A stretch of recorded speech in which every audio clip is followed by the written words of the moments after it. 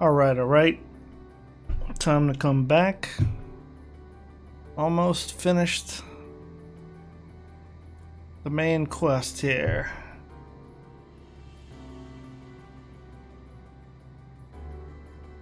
See what goes on with this crazy tree and these crazy robots. Hello world. Grahatia is ready to take the next step. We should return to the outpost for now. The others will wish to hear about the errant Omicron.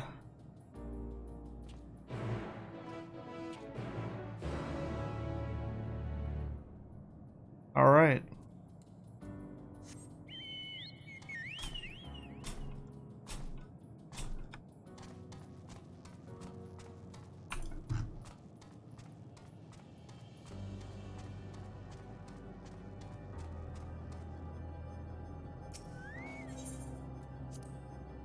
Follow the portal.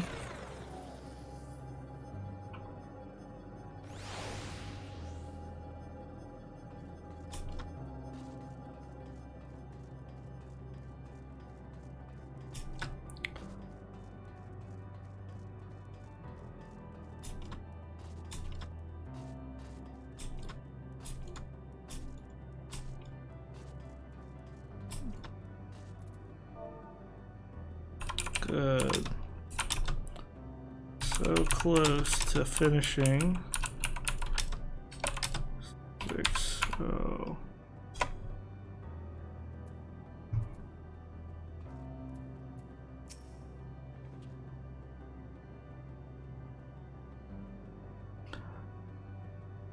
Graha says you found a suspicious Omicron. That's good, because the units here were of no help. They all had the same thing to say about the extended operations unit, that there's no way to arrange a direct meeting. Still, that served to prove that it's business as usual at the outpost. But enough about us. Tell me you learned something more useful. Yeah, I learned all that stuff. About the robots. An Omicron trying to make sense of the meaning of life. None of the others were even a fraction as philosophical. This unit may well be in a position of leadership, perhaps even one of those that comprise Sir. As we know, the Omicrons invade other stars and enhance themselves using the spoils of conquest.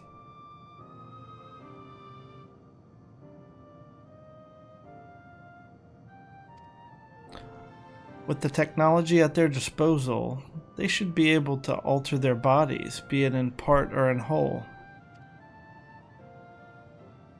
Setting aside the question of motive, if Sir, for example, wished to have an ordinary Omicron's body, I see no reason why it should not be possible. The problem is how to go about ascertaining if that's what happened. When I attempted to probe further, it promptly ended the conversation. If it is indeed Sir, I doubt it would willingly reveal its true identity.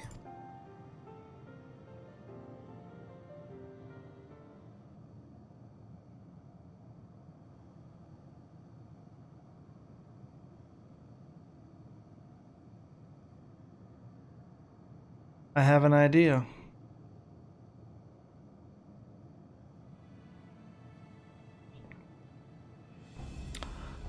We use lightning on the console again, but we make it stronger.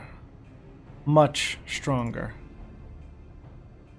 At that moment, should the unit exhibit a reaction, that could suggest that it has a connection to Sir. An inspired idea. I dare say it is worth a try. I had a feeling you'd be on board. This time you must allow me to do the honors. I will stand guard in case your incantation draws sentries to the scene.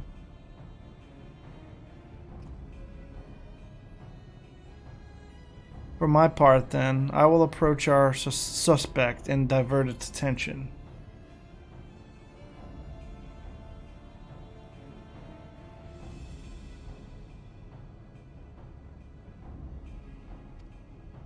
During which time, Augustine, I want you to observe it closely for anomalous behavior.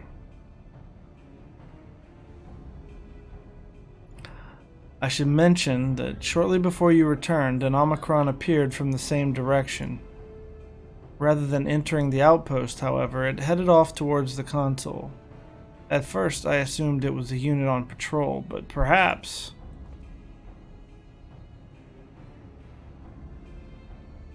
that could only be our errant Omicron. We must seek it out and begin our operation at once. Alright, Alphano and I will stand by at the console, and when it's time, I'll unleash a veritable storm.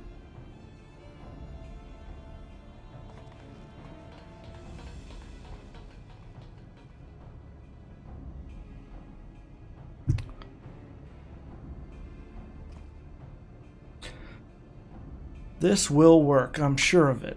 After all, our comrades are watching over us. Come, my friend. Let us find this doubt-plagued Omicron.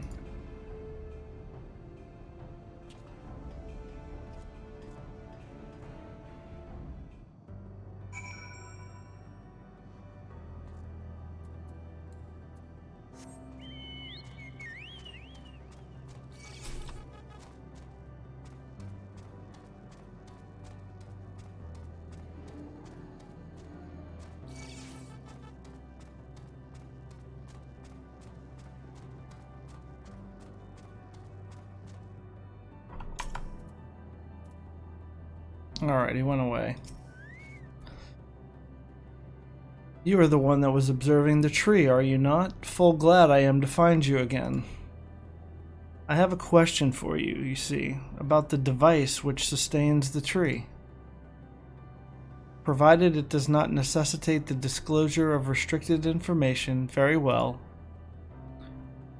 Graha has begun distracting the Omicron. Soon, Alice will strike the console with lightning.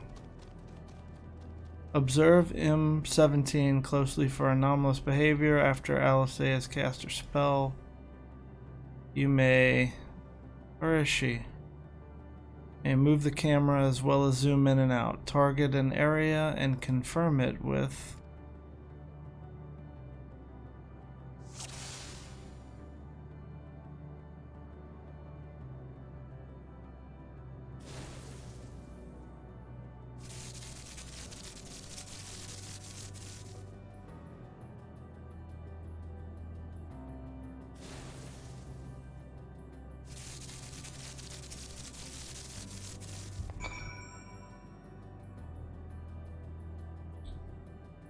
Got it.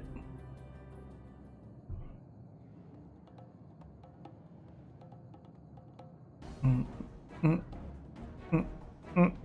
anomaly, you say? Performing diagnostic. Error confirmed. My connection to Central Command is suffering from intermittent failures. I must leave at once and present myself for maintenance at the nearest facility. You will excuse me. What you need, my friend, isn't maintenance. It is to confront the truth. While we spoke, our comrade struck the console used to communicate with Sir. That is the cause of your anomaly. You are connected to Sir, aren't you?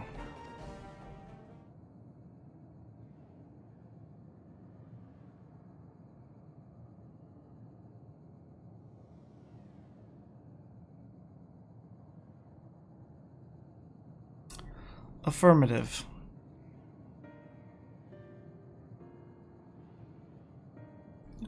To what end you sought to assert this fact, I do not know, but before we speak further, we must move away from the other units. I do not wish for them to know my true identity. Very well, our friends are at the console. Let us head there.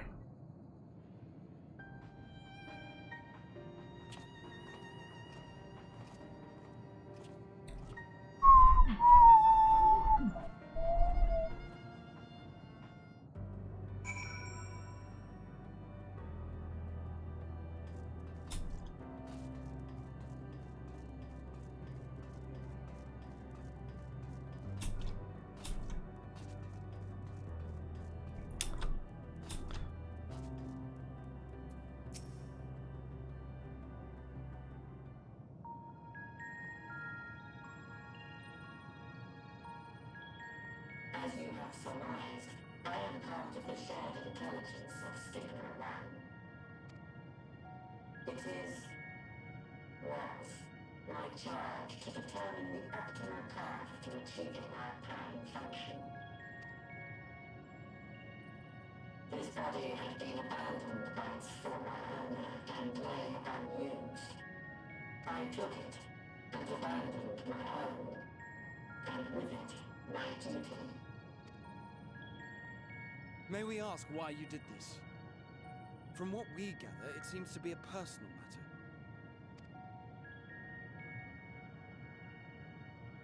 Why would you abandon your duty, robot? Always not as we do now. Long ago, we possessed frail and feeble bodies.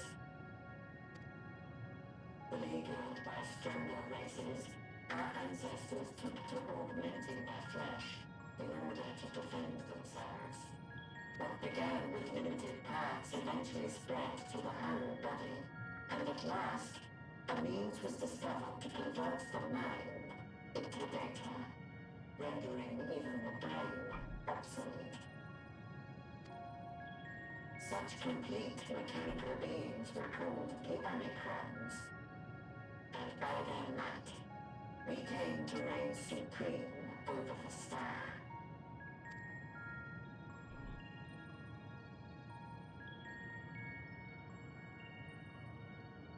But even then, we did not feel secure. For we knew that the universe was home to civilizations aside from our own. Civilizations that may be stronger still than us. Rather than risk becoming the subjugated, we chose to become the subjugator. We began our conquest of the stars, that we might acquire the resources and knowledge we needed to reign supreme. We were successful in that endeavor. So powerful did we become, we could lay low even the mighty dragons. Doing that weird thing with the fingers. Something unexpected happened. I began experiencing an error. I could no longer determine an optimal path. You were malfunctioning.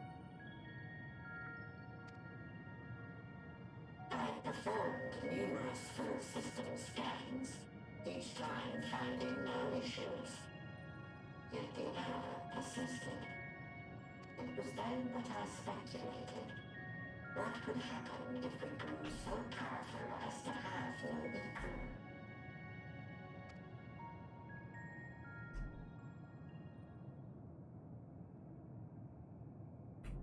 To become stronger was essential to our existence. Our every action has been in service to this objective. But if nothing lies beyond this, can it be truly said that it was essential? Have we been engaging only in wanton destruction?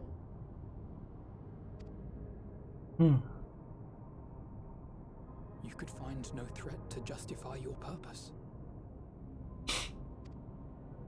The Omicrons will never leave this star. They will stand by until their reserves of energy are spent. For I have no path to offer them.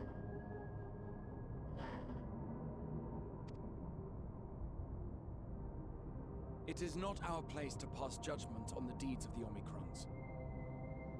But surely, this does not have to spell the end of your people. With your power and knowledge, the possibilities are endless. Why not seek out a new purpose?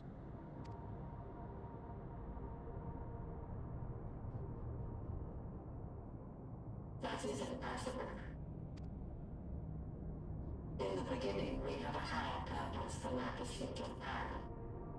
But we lost sight of it when we so irrevocably altered our fundamental forms. When we cast aside our flesh, so too did we cast aside all that defined us. Nothing remains of who we once were. I have no aspirations, No longer can I dream. The vital spark is lost. Lost amidst circuitry and code and commands. Ah.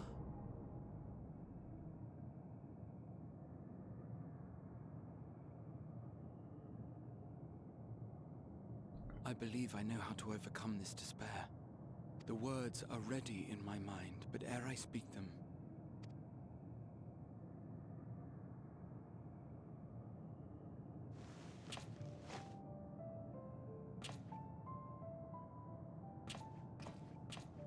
I want you to make me a promise.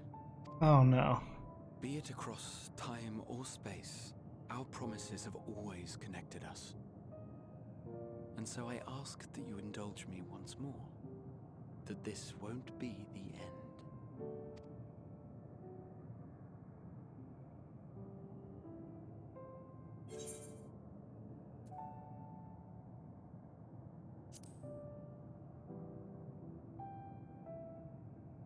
You say it, I'll do it.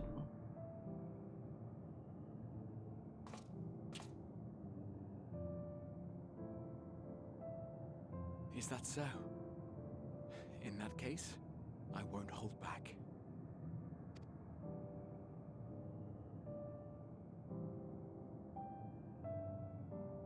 First, I want to visit Ishgard with you. Properly. We scarcely had time to look around last time. I should like it very much if you could show me the sights. Next, you must regale me with your greatest adventures, in the places where you lived them, if possible. I may have read about all your deeds, but there is no substitute for a first-hand account. And last but not least, a new adventure together, unlike any we've experienced before. We'll travel the lands, cross the seas, and take to the skies upon the eternal wind, and it will be marvelous. It will.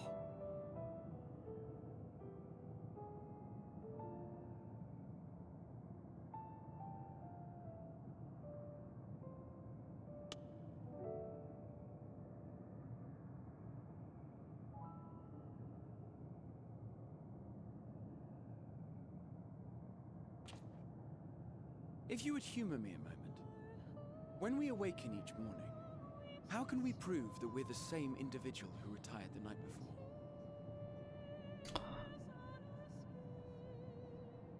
Oh, this is the boat analogy. What's it called?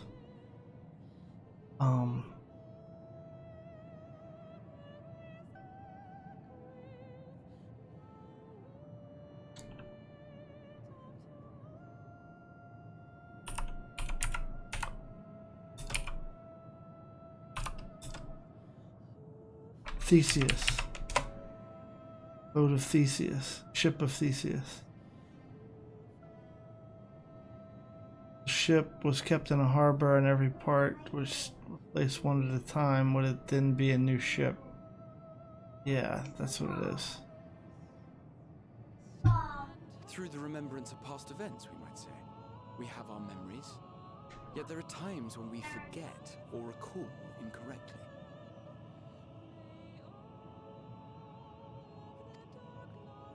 What of our bodies, then? It is the same one, we might say, yet technically speaking, as living beings, our bodies are constantly changing. It will never be as it was at an earlier point in time. Our souls are no more immutable. On our star, people are known to inherit the souls of others, yet they are decidedly different beings.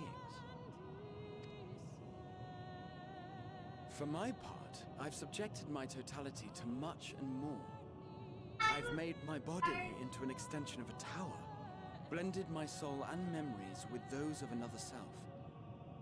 And each time I would ask myself, what is it that makes me, me? Were you able to determine an answer?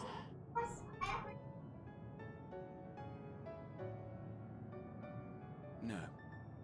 But that doesn't mean I'm confused. It simply means I'm the same as everyone else. So I posit this. Who we were need not prescribe what we now hold in our hearts. Whatever came before, what matters most is the present. For me, that is being here with my friends, full proud of how much we've grown together. So I urge you to not give up. Heed your heart's desire, and hope that the future you long for shall be realized. I cannot. We cannot. We cannot understand desire, nor comprehend hope. We do not know how to create such things. We are not unlike, you and I. I too have struggled to find the courage to express and embrace my wants. If you like, I will tell you a tale. A tale of a world on the brink. Of a people who never gave up on the future. Of a man who realized his grandest dreams and then awakened to a grander reality. Whoa.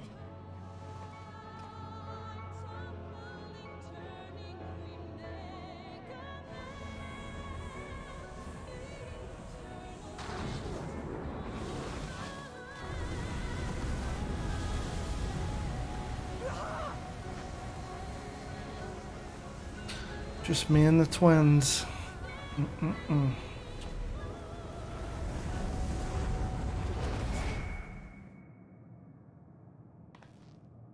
But I guess we're the ones who started it all.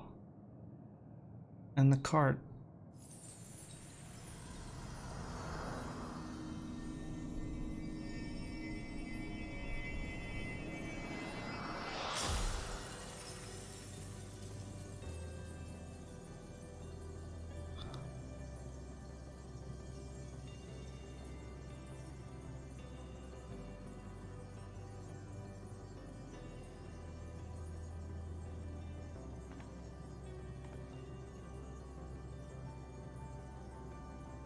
You idiot!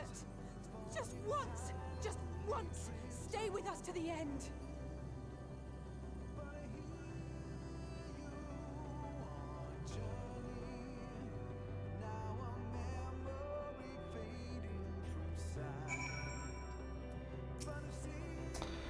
They all leave so easily, as if it's nothing. How do they think we feel?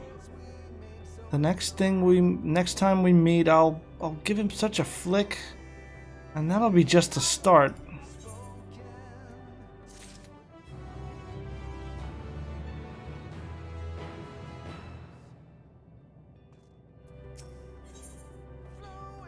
Forge ahead. Amidst the sadness of Alphino's countenance, there is a newfound determination. That crystalline path. Graha has paved it for us. Difficult as it is, we must carry on. For our friends and all who await us in faith. So come, let us seek the path's beginning. It appears to be near the outpost.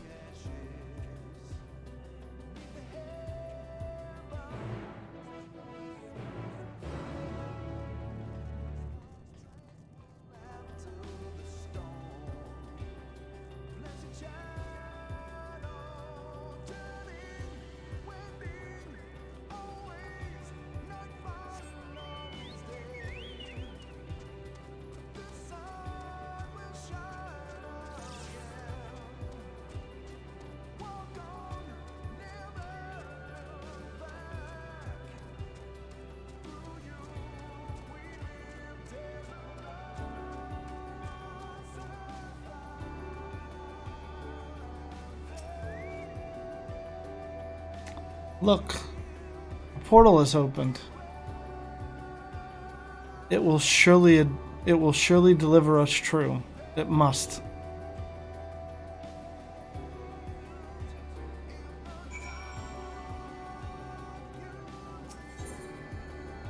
Here we go. Here we go.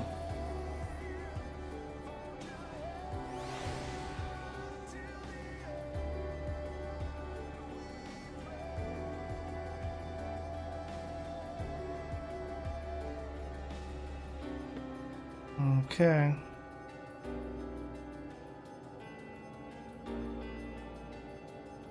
Let's go.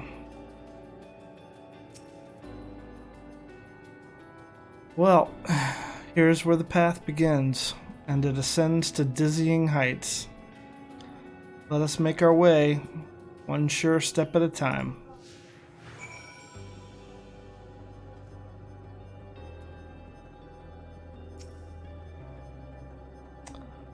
Our friends got us this far, their courage, their strength, their wisdom, their love.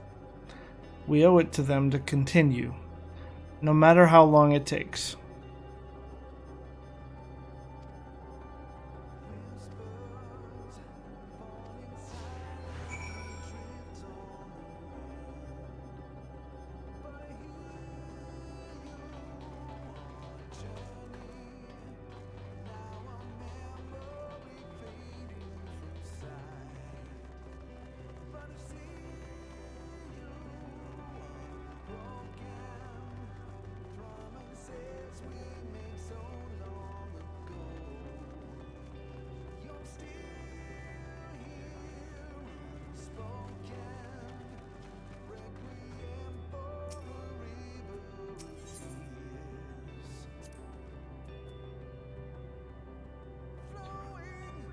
Thancred would scout the road ahead. Shtola and Urianger would trade opinions on esoteric subjects. Graha would join in their discussion, or else chat with me and Alice about the mission. Estinian would be at the rear, apart yet present. All the while, you would come and go, wherever you are needed, and together we would travel.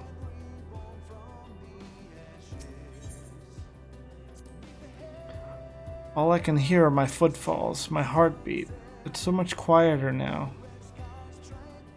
But the fact we can breathe and continue on is proof that the others are still with us. They are, aren't they?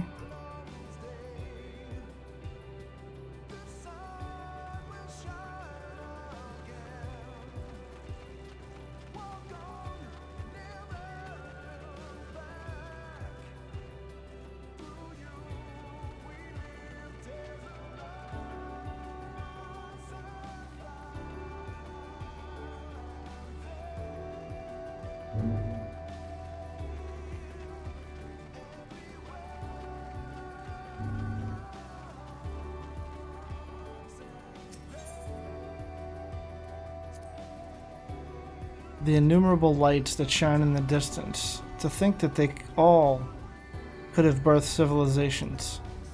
To think that everything they built has gone to dust, their peoples lost to despair. Of the stars floating in the sea of midnight, ours is a lonely aberration. And yet, no matter how many worlds have met their ends, with you and Alice beside me, there is nothing I fear. No ocean so vast I cannot cross.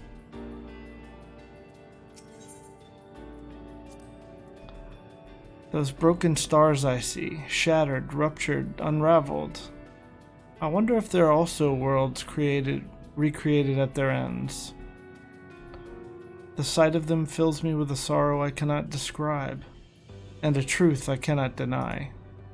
Birth and death, whence we came and where we'll return. A wheel from which there is no escape.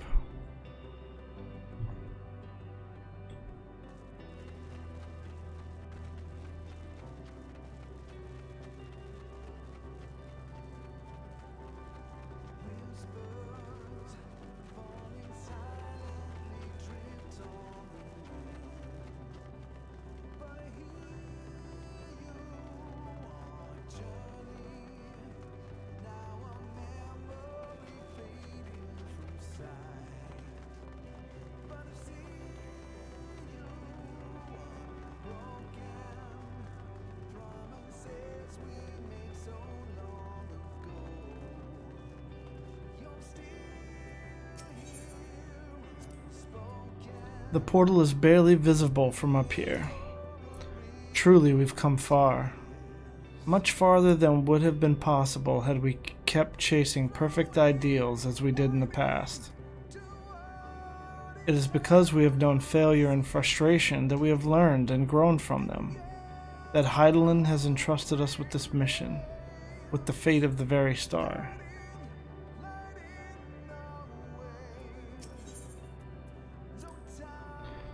It's all a dream, isn't it?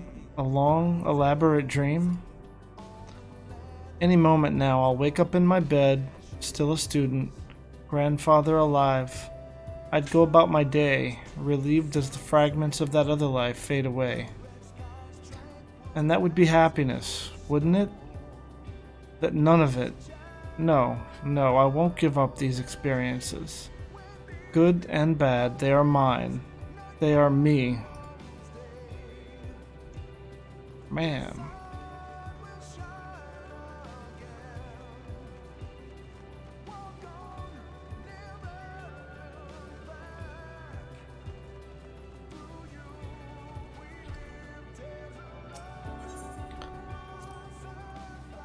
Rest assured I am fine, but thank you for your concern. What of yourself? Though we can't afford to be too leisurely, neither need we rush unduly. We've crossed an impossible distance to stand where we are now, and we're but a few steps away from journey's end. It will be over before we know it.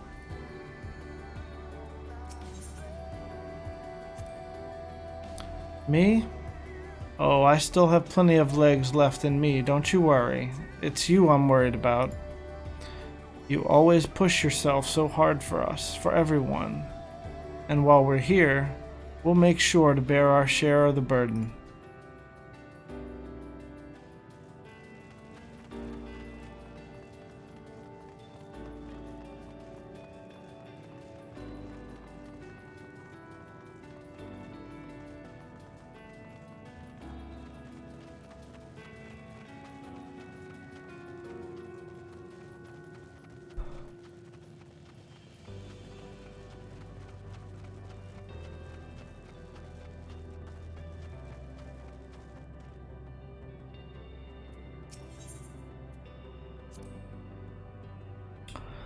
Well, this is it, the end of the path, and the beginning of whatever awaits. There will be greater hardships. We may be made to feel powerless. Yet come what may, let us have no regrets. No, let us have pride in what we have achieved. In what we achieved and how it changed us for the better. That's worth fighting for. And dying for, as they did. There are some structures up ahead. Still a ways to go before we reach the dead sun. Given all this, I know how naive it must sound to hope it all works out somehow. Still, you'll forgive me if I wish for it all the same, and for you most of all.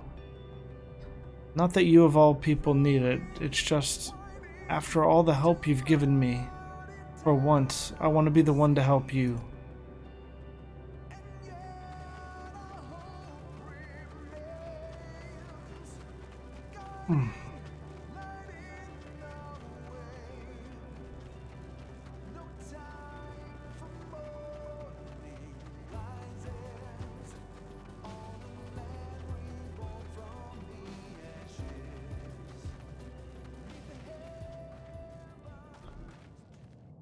The necropolis.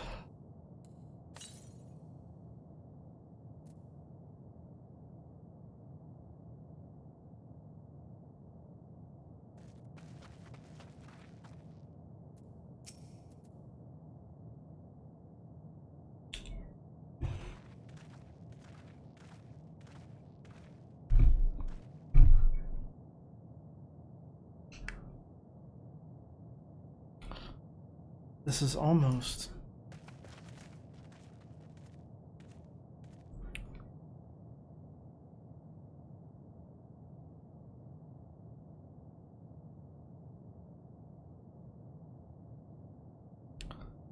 normal. It's not unlike many cities we know, but it's deathly quiet.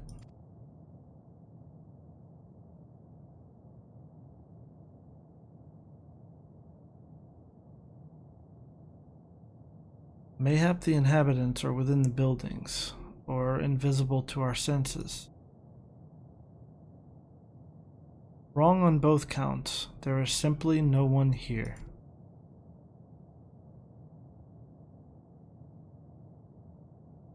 Meteon.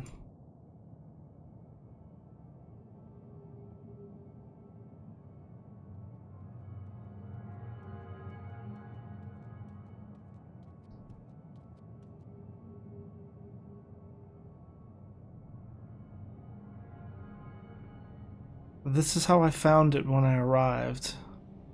Another star which once pulsed with life, but no longer. How it ended, I do not know. Invasion, sickness, suicide, none can say. None live to speak for the dead. They are gone. Gone. Search all you like, but you'll only end up turning back.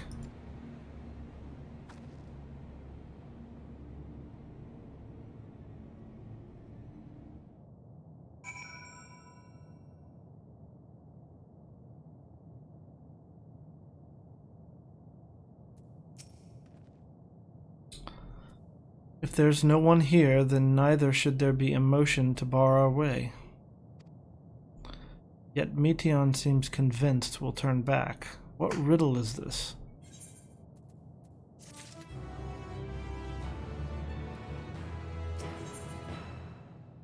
Not alone. Alice is discouraged. She betrays no hint of it. Whatever Meteon may have said, we should confirm it with our own eyes. We need to have a look around. Indeed, at the very least, it doesn't appear to be a sprawling place like those before. If we split up, it shouldn't take too long to cover the area.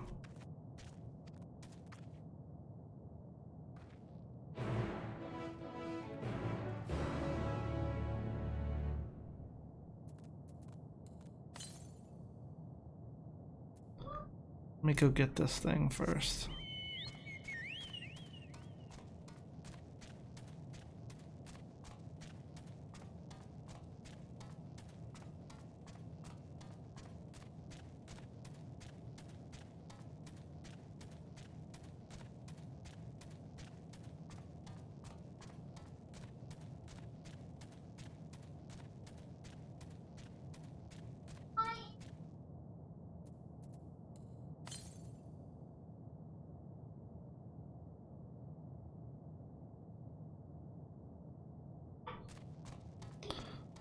Oh well, I missed it.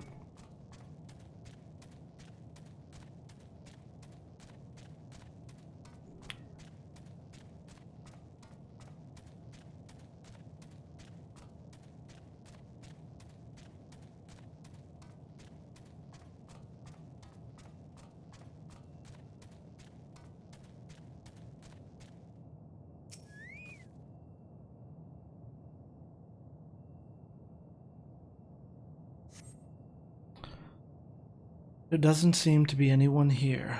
Perhaps you could try calling out.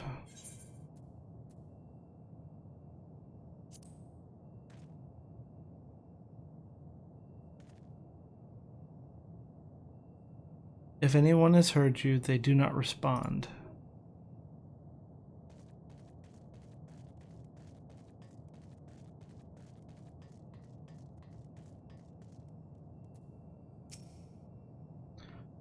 The object resembles a tree and appears to have been fashioned from a stone-like material, erected in place of an actual tree, or to serve some other purpose, perhaps.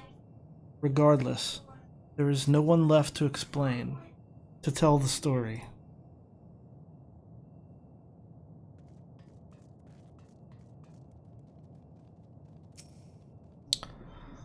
Were it not for the thick layer of dust, one could imagine someone drinking from these cups but moments ago.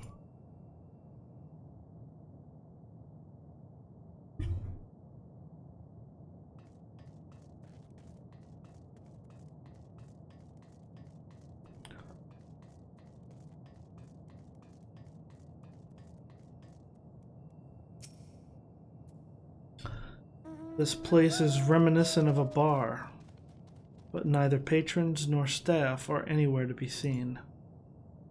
Egg-shaped containers line the shelves, with a loose few sitting on the counter. Vessels for the beverages, in all likelihood. A venue bustling with activity, until it was not.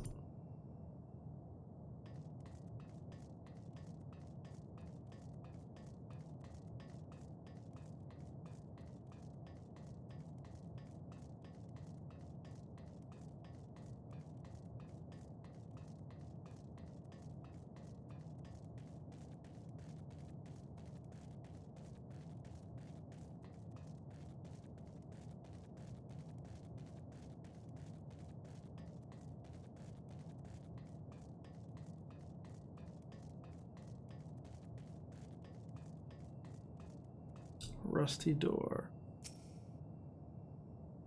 Though set slightly off the ground, this appears to be a door, while the objects to the left could be letterboxes. The door is rusted shut, and the film of dust all over suggests no one has come through in a long, long time.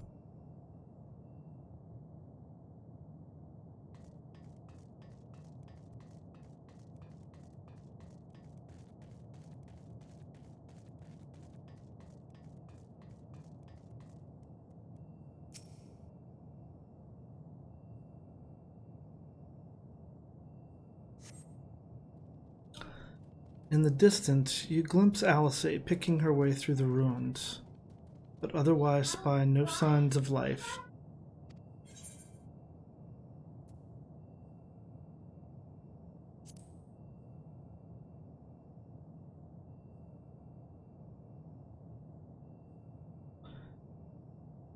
You strain your ears to catch something, anything, but hear not so much as the chirping of an insect.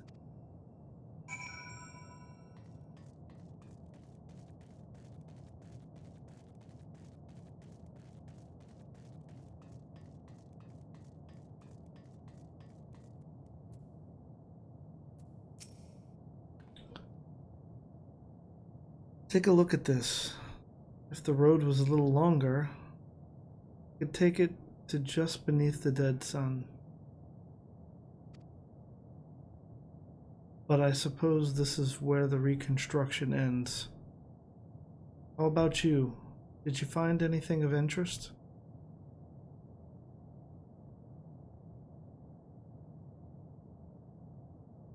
I see.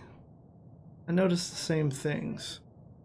Cups left upon tables, chairs out of place. I don't know what happened here. But I do know I don't want to be alone anymore. We've searched enough for now. Let's find Alphino and compare what we've learned.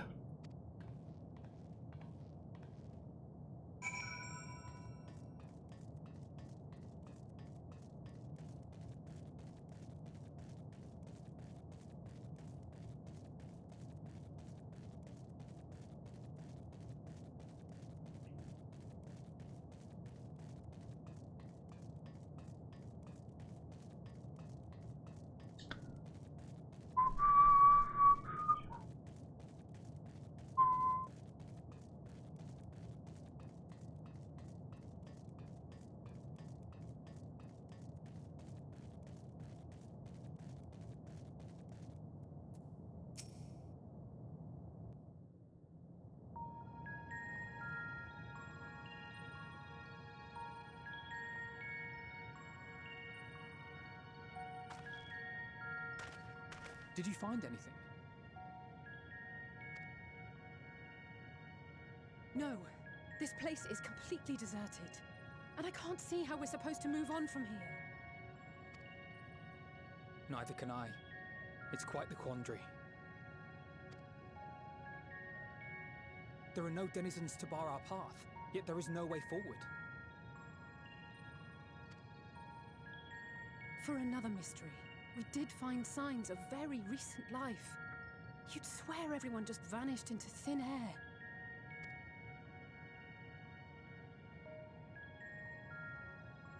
I wonder how many ruined worlds like this has Meteor seen.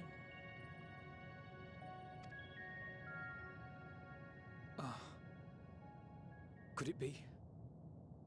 Yes. Yes, I believe I may have puzzled this out. Despite how it appears, it's no different this time. There is someone here who has wished for this ruin.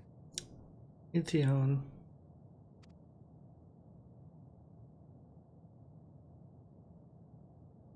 And I believe that together, Alize and I can overcome their will.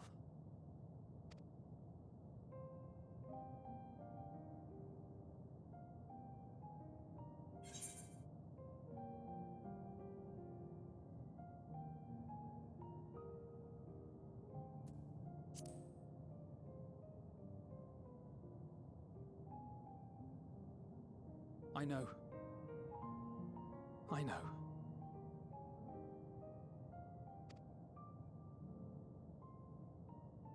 But if there is a chance this will work, then I would take it. For everyone, and for myself. I will not pretend otherwise. I have my fears. Not for myself, but for you. The last to remain.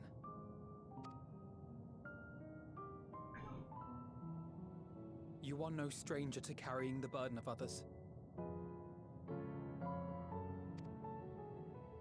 But I can only imagine how heavy the weight would be this time.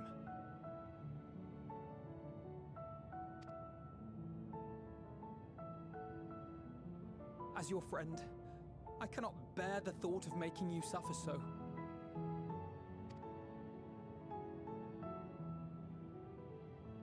Then why suggest such a thing? It's too much to ask of anyone, even him. Why must he be the one?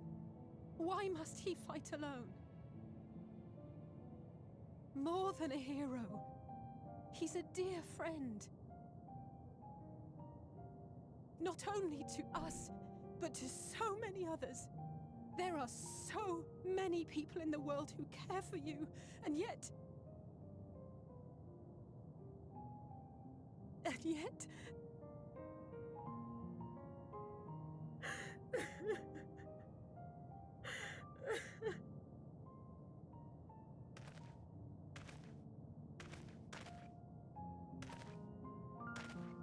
Alize, I have an idea. Given the nature of this realm, it may be possible to do more than unbar our friend's path. We might also pave him a new one.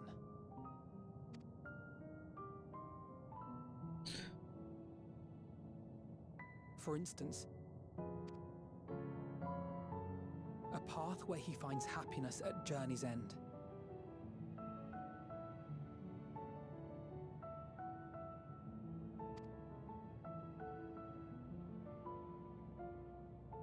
This much, I think we can believe with the utmost conviction, no matter how deep our despair.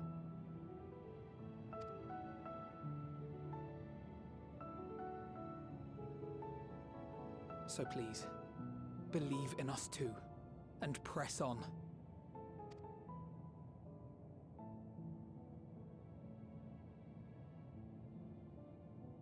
Thank you. What are you? If the plan's decided, then let's not dally.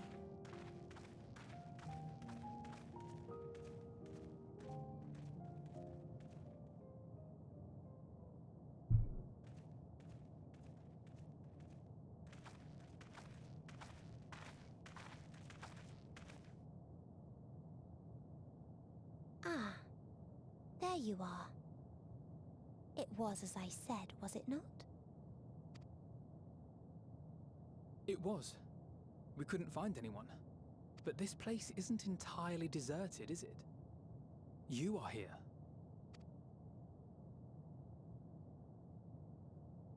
You sought out a star of promise and found a ruined husk. Like us, you explored the devastation. Like us, you were stricken.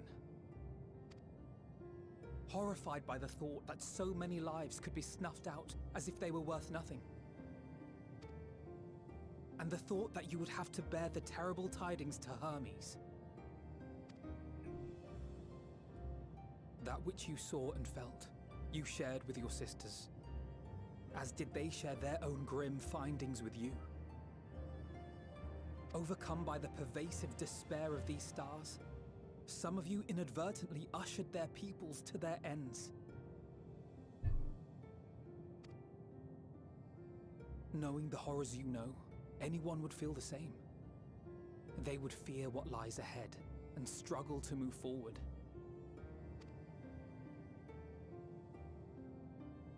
Fear? I had forgotten that such a thing existed. So focused have I been on shepherding despair. If you can remember, then you can still face and overcome your own fear.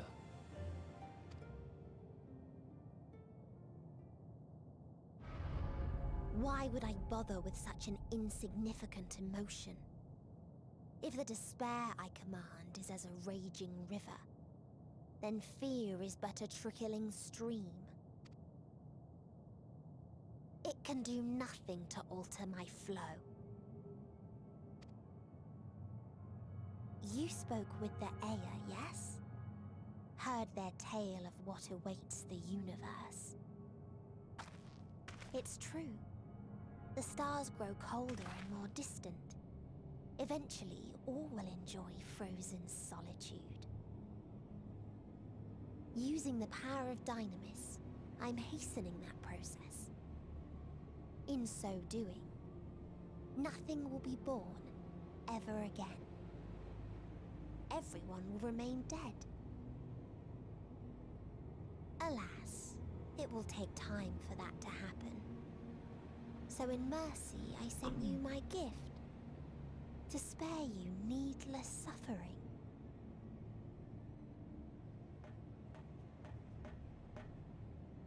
Don't worry. Even if no living witnesses remain to mark the event, I'll make certain that Atheris has a proper end.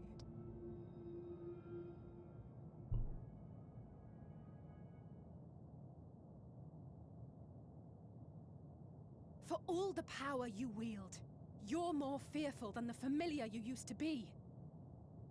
That Meteion feared simply to move forward. But your fear is such that you've given up on everything. I know it well. That sense of defeat. I've tasted my fair share of it. But as many times as we've fallen down, we've learned how to pick ourselves up and carry on. We take each other's hand, share in each other's courage, follow in each other's footsteps, and turn sorrow into strength. There are times when we fail. We bear wounds that do not heal. But these experiences are part of life, and they make us stronger.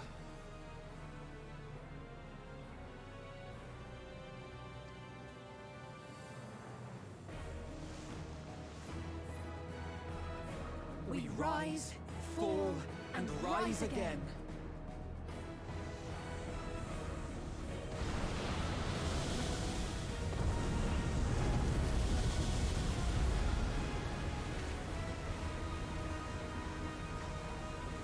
Don't worry about us. You must take the next step, and all the rest after that.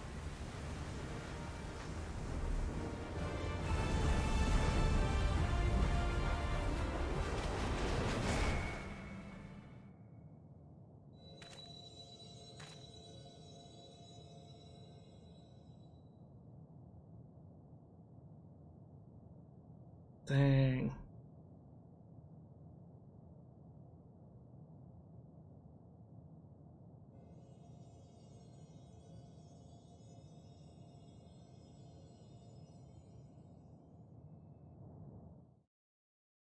All right.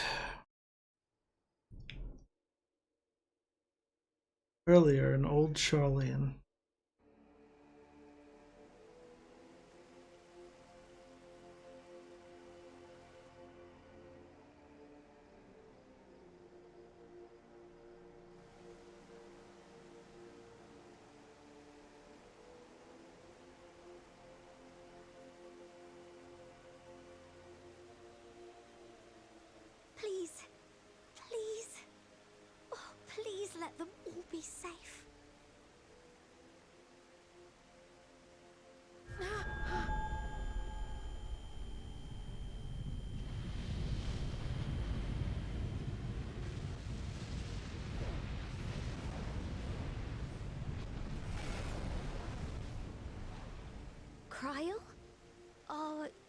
all right?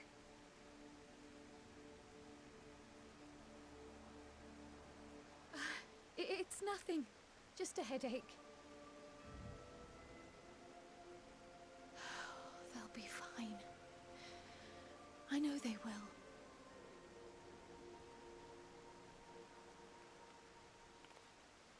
Apologies for the interruption. A man arrived on the last ferry, an associate of the Scions. He wishes to speak with you at once.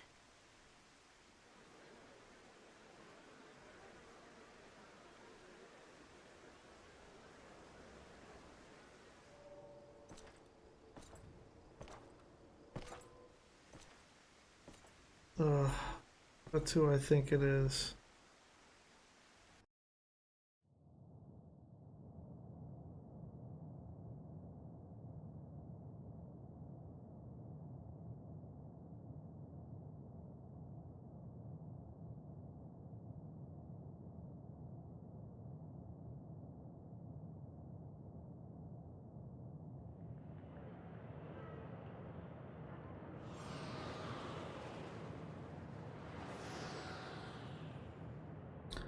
In this city devoid of life, you sense the presence of another.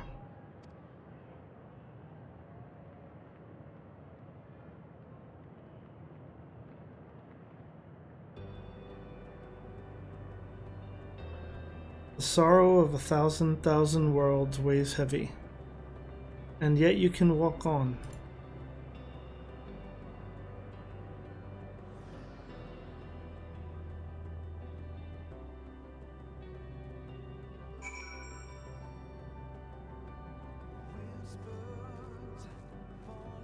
If you need a push, I'll be right there behind you.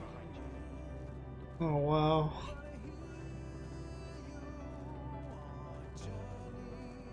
Do not despair. You are not without allies.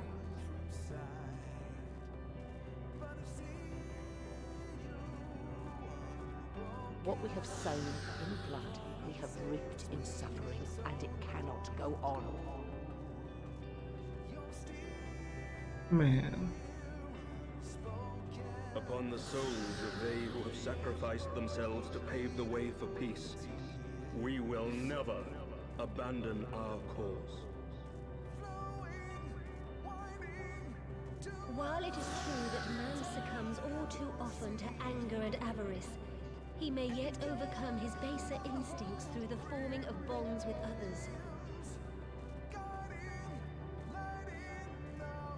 Such victories are rarely won without sacrifice, but the prize is worth the price.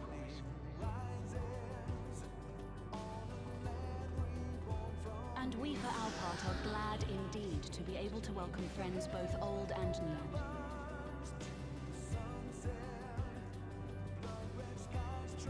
Save your tears for the morrow.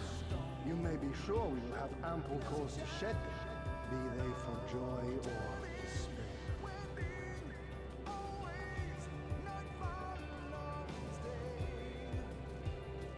From tragedy and sacrifice, we rise to greet a new dawn.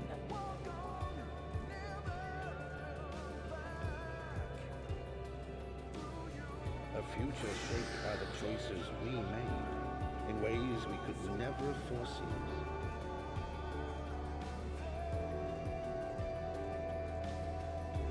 Yet miracles do happen, so let us pray and will our friends home.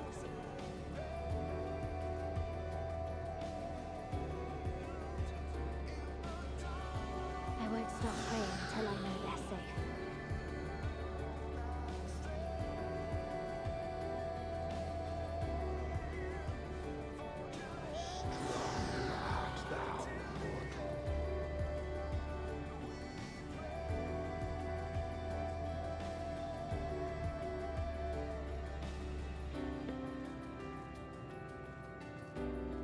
Look to the light within, that you may continue to serve as a beacon to others.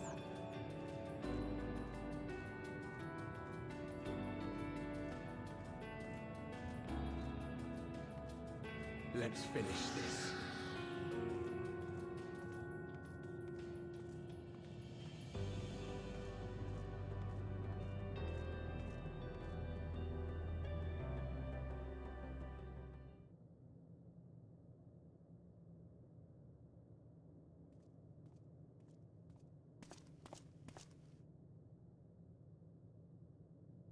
Here the path ends.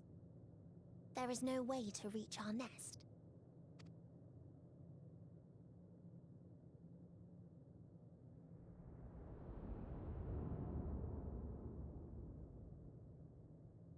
I told you. Resignation and acceptance reign in this place.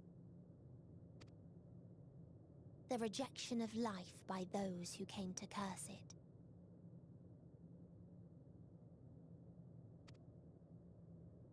Those whose dreams were unfulfilled. Whose prayers were unheard. Whose labors were unrewarded. Hope cannot deliver you unto hopelessness. Our refuge is beyond you. Always has it been. Such is the nature of this place.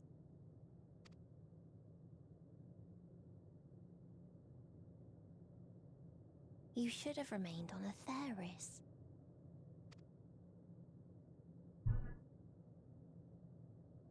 Struggle will avail you not, nor will it grant your comrades peace.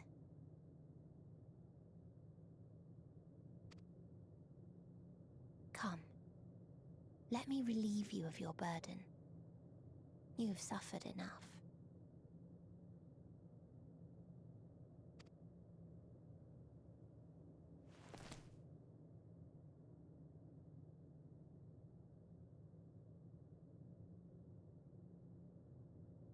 Asm's magic. So long as our souls remain, you can use it to summon us back. But you mustn't. How do we make peace with... That's why it's too soon for this to end. There are so many people in the You must triumph. Drink of calamity and drown in... Be safe, all of you, and come back.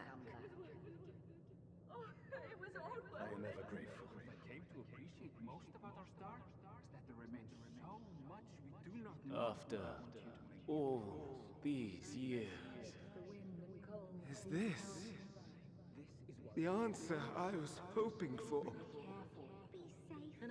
So long as we remember, our fates remain ours to shape.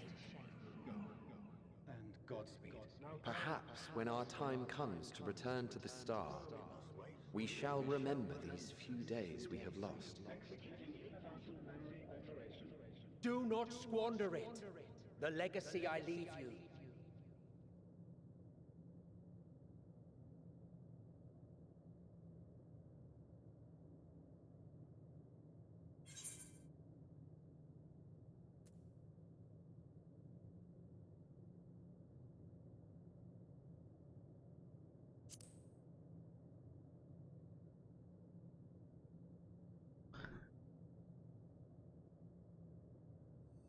I'll reach you. I'll find a way.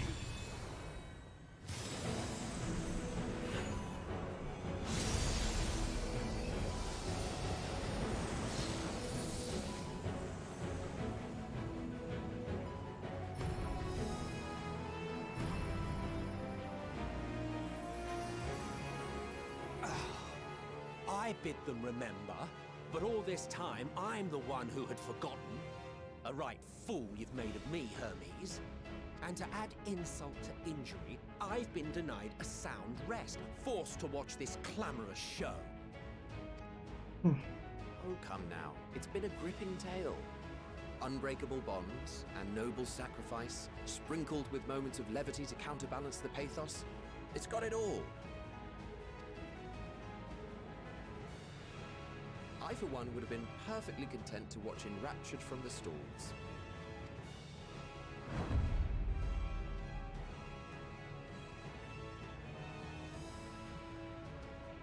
But I won't say no to a bit part.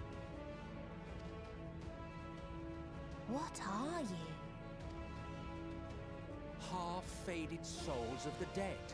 Isn't it painfully obvious? Worry not. We haven't the power to defeat you, nor is it our duty to do so. Not anymore.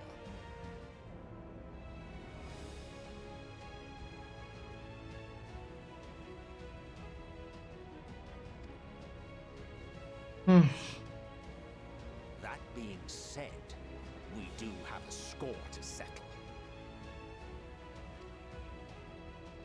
So here I am, Vinar. I suppose you needed me to tie it all together, these frayed threads of our history. But knowing you, I suspect there's a joke in it too. Oh yes, I can imagine you gloating over my forgetfulness. Were I feeling charitable, I might assume you had left room for the possibility of this outcome. Even so, you'll get no applause from me. A single gesture will not lighten the burden I've had to bear.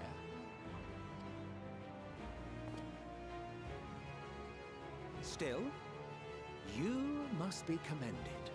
Our methods would not have brought mankind this far. And so, as a show of respect to the last of us, I make this declaration.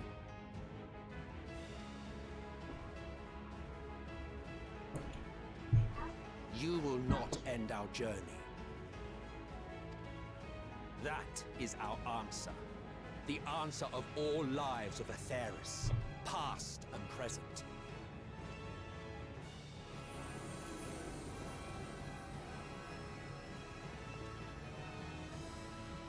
As you've called us to the stage, so shall we perform. And creation magics never fail to please.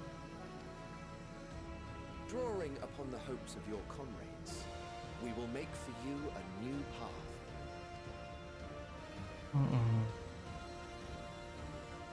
What form said path takes depends on you. So focus. Focus and envision that which rejects the claim that you cannot attain your goal.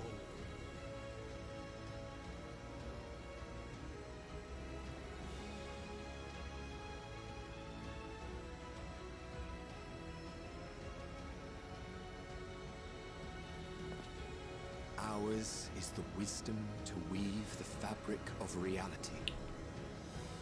Ours is the power to create.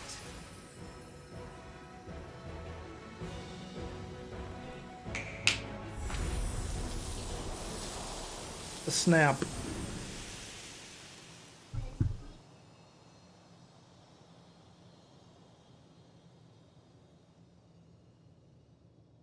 Oh, the flower. Meteor. Though I gave you these wings to soar the heavens, I did not teach you how to walk the earth. So loath was I to bind another living being.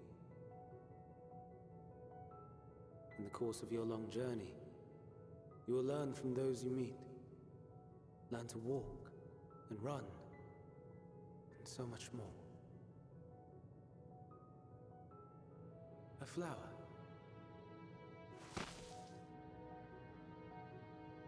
Yes.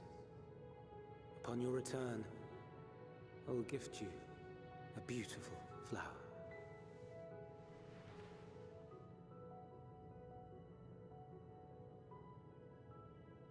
These Elpis blooms serve as proof that this realm is not utterly devoid of hope.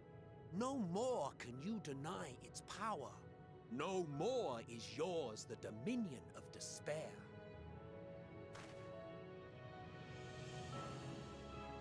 In case the practical implications were lost on you, your comrades no longer need fight their fight. So go on. Call them back to your side.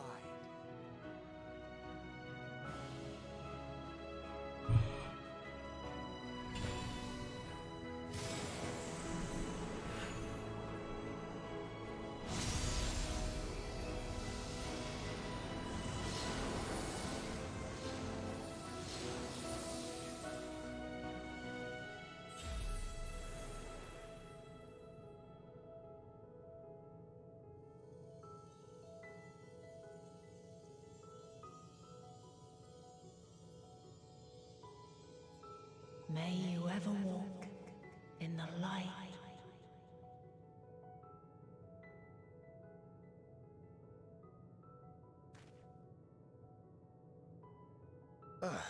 How disappointing. Not even a single scar in the making to brag about. You'll find a way regardless. Honestly, this is far more than any of us could have hoped for. Let us be thankful. Indeed. That we thus stand reunited is a gift. Let us not squander it, and see that we all return to Etheris. Aye. As soon as we've averted the final days. Good to see you again. Our heroic sacrifice paid off, I take it. Come, my friends. Let us carry on and finish it. Together.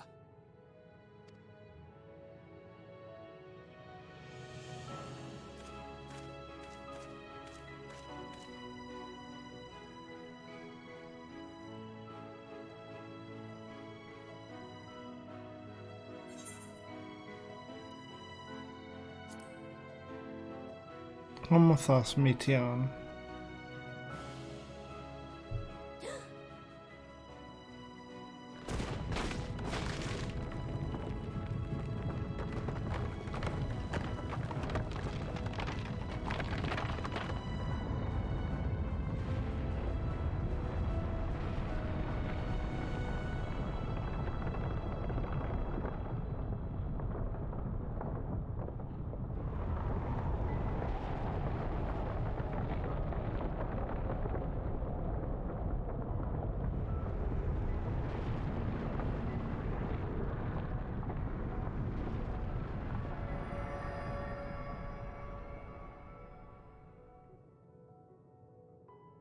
Can you hear me?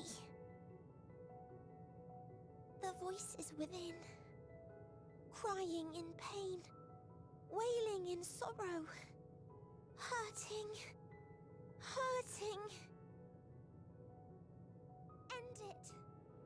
Silence it. Silence our song of oblivion.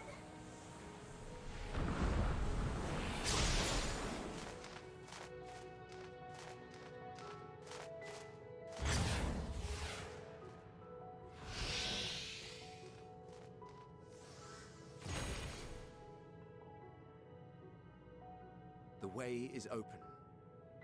They can proceed. So it seems.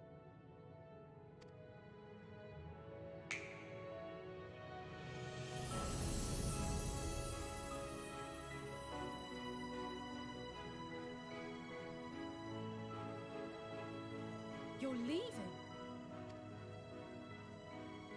Of course.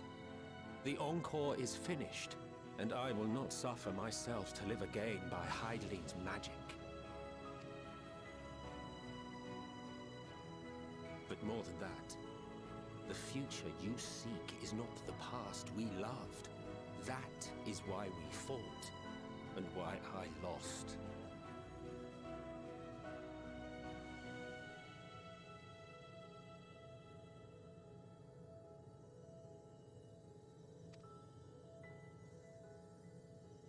But though you defeated me, my ideals are inviolate, invincible.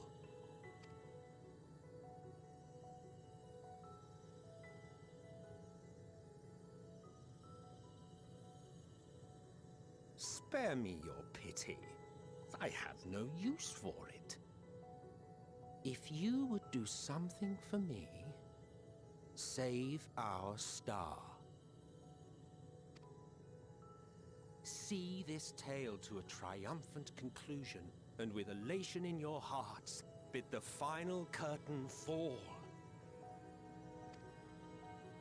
Only then may it rise again, and a new tale begin, with new parts for all to play.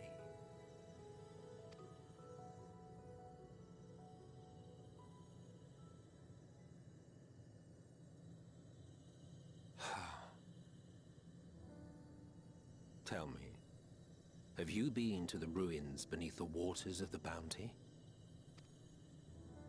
Or the treasure islands beyond the frozen waters of Blind Frost in Offerd's north? The fabled golden cities of the New World. The sacred sites of the forgotten people of the South Sea Isles. What about Mericidia, the southern continent? Do you know aught of its present state of affairs? I thought not. Even of your little Eorzea, you know precious little. The true identities of the 12, for instance. All of which is to say, expand your horizons, go forth and seek discovery. Some of the civilizations in the reflections will surprise you.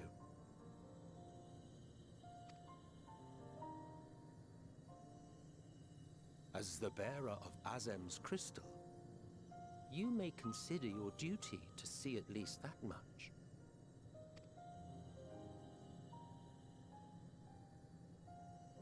I certainly did.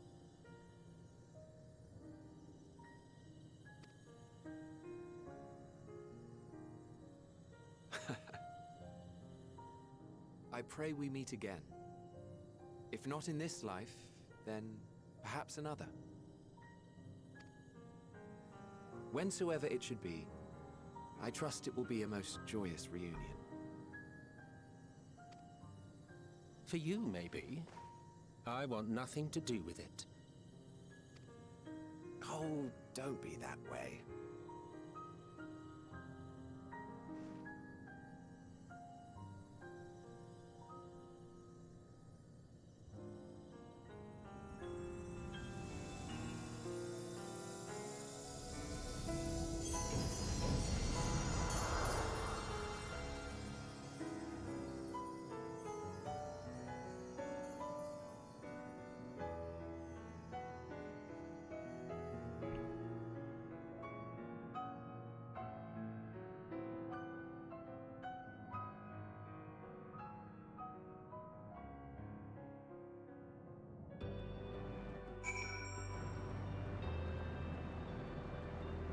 Whoa. I don't think I ever knew what to say to the man. In retrospect, it always felt like the wrong thing.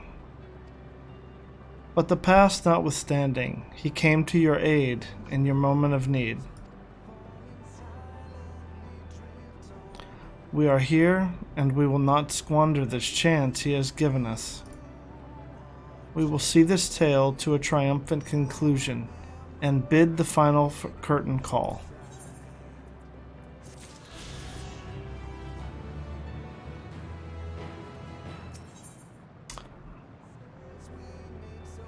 Here it is.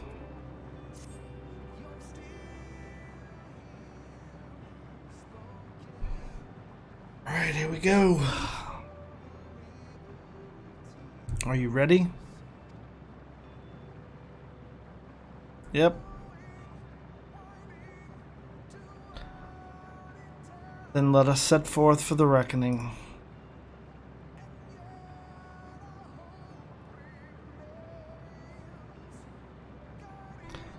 Having come this far, I know everyone's resolve is beyond doubt, so I will say only this.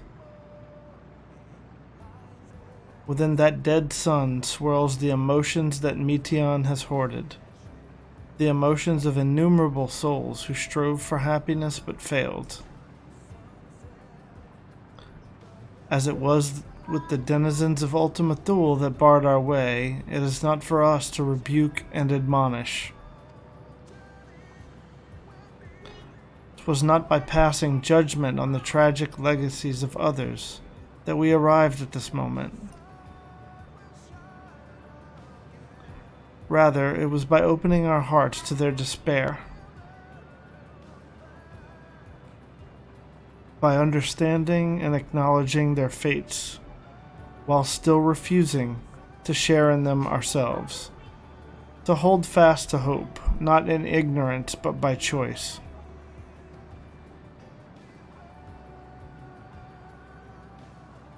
Should you struggle to do so, I am here to help, as you have all helped me.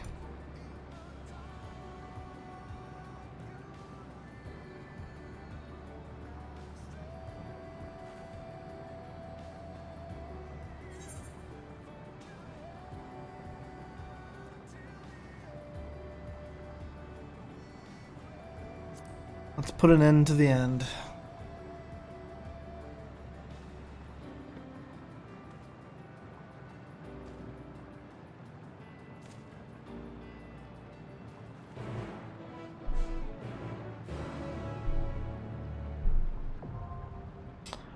The dead ends now accessible.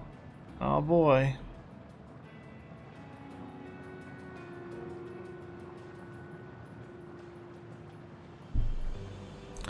Ah, well, it is time. Let's go do it.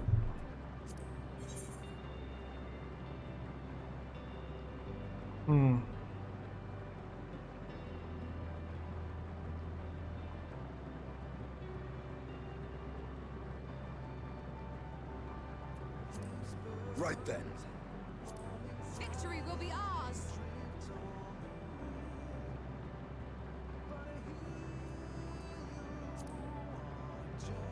Victory will be ours!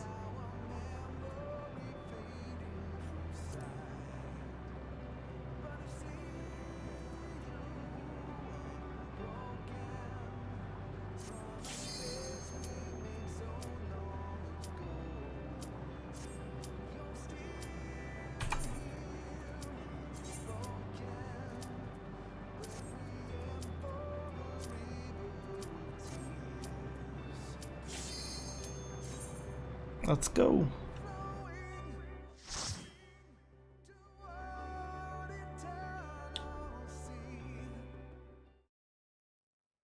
I know I'm gonna screw this up. Finally here, in this place between death and rebirth, where life knows no dawn. Come then. Follow me down into the darkest depths of despair.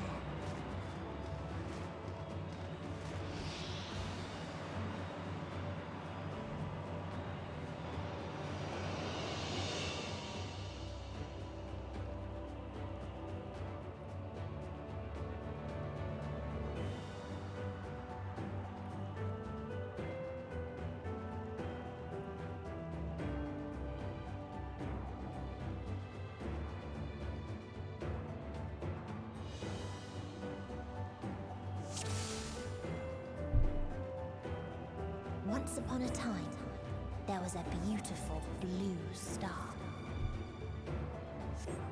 that fell to pestilence and rotted inside and out.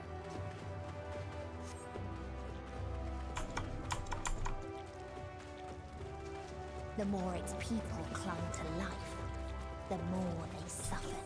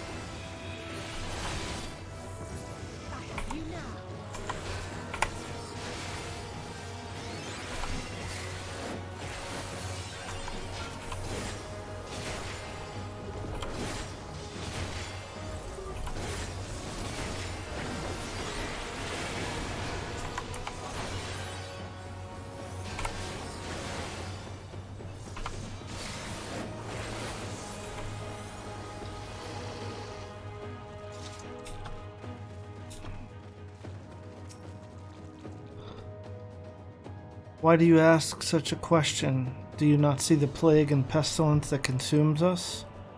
Ours is a world of rancid blood and rotting flesh, where death is the only remedy to suffering. There's no meaning to be found in such misery. But it was not always thus. Beneath the waves we knew only peace and plenty. We wanted for naught and yet craved more, that our progeny might someday flourish as we never could. Eventually we ventured to the lands above bearing flame and iron, toppling any who dared oppose our might. The world was ours for the taking.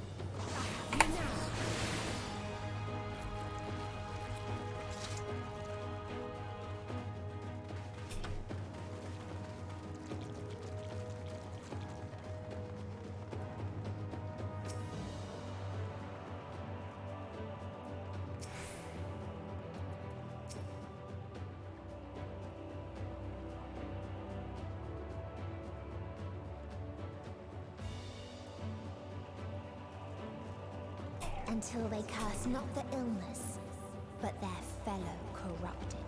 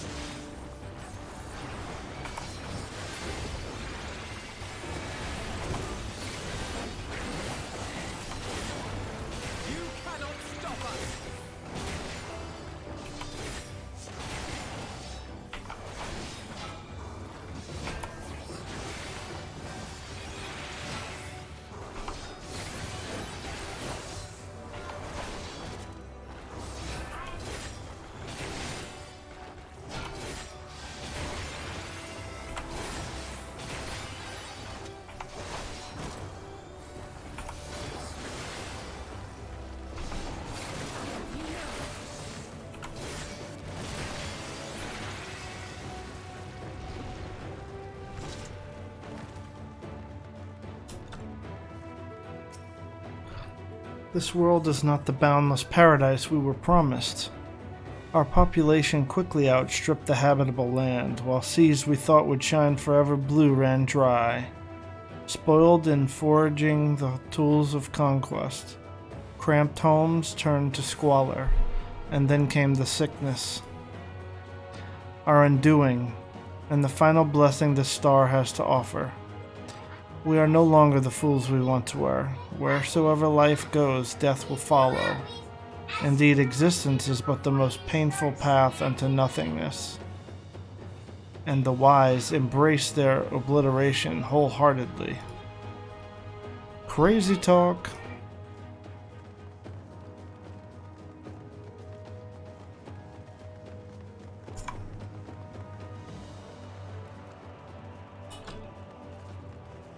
Those who lived at festers, those who died at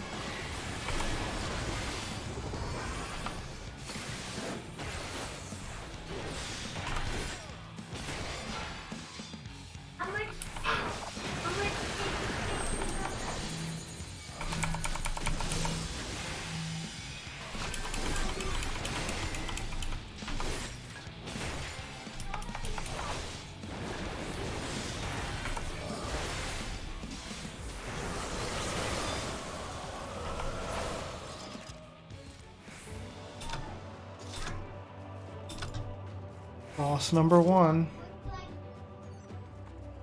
And the very last of them wished they had never been born at all.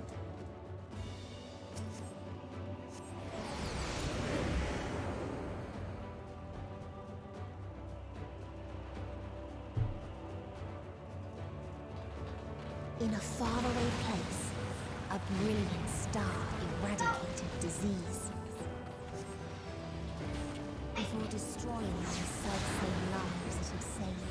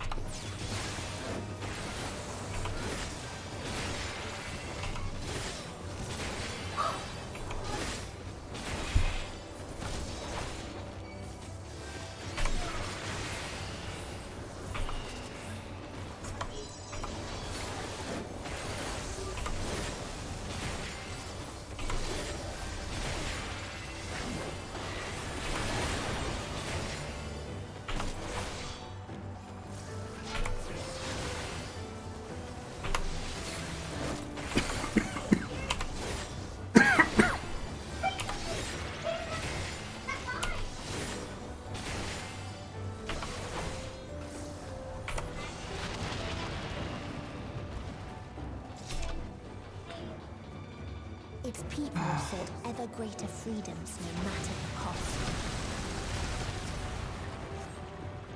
The otherworldly beings should first grace us with their presence as a sign. Indeed, they understand that we, the global community, are possessed of the wisdom and compassion needed to guide this star back to the path of righteousness. Yet the freedom fighters dare to undermine us, inviting chaos to disrupt the order we labored so hard to build. They have forgotten the history of the star and its once myriad nations, the wars waged, the countless lives lost. They must to be brought to heel.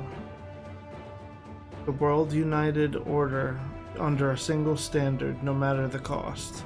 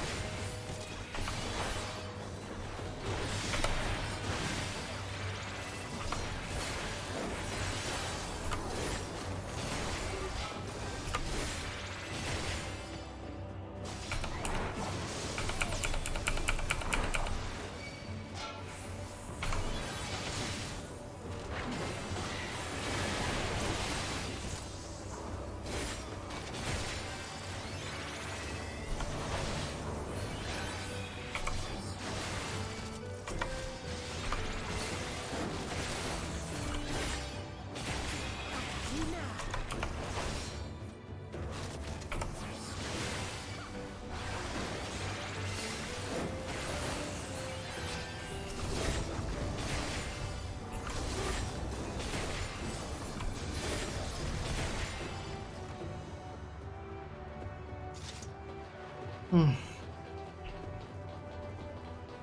tried to buy peace with fire and steel.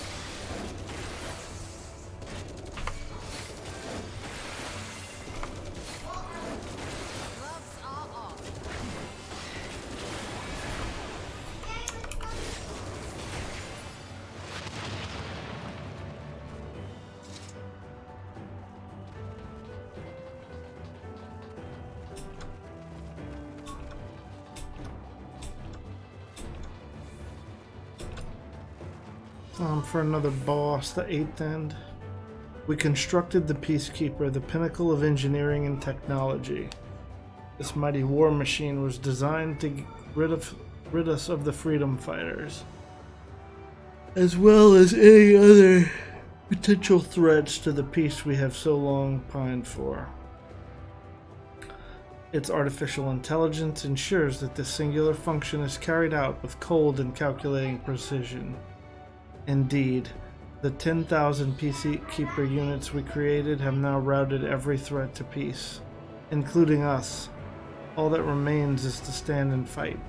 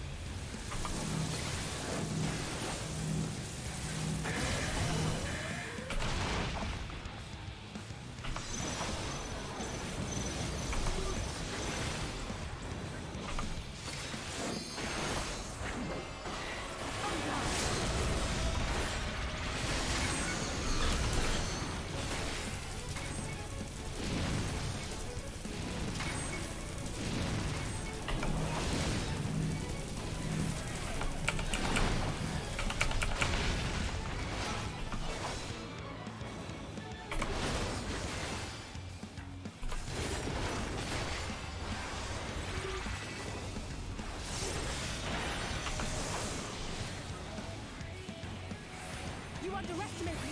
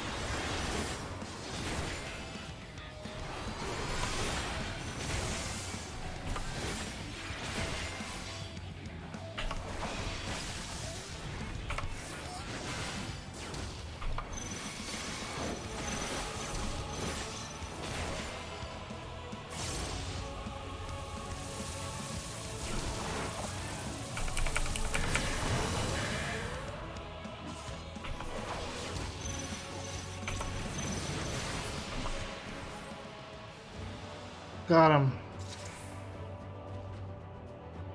Oof.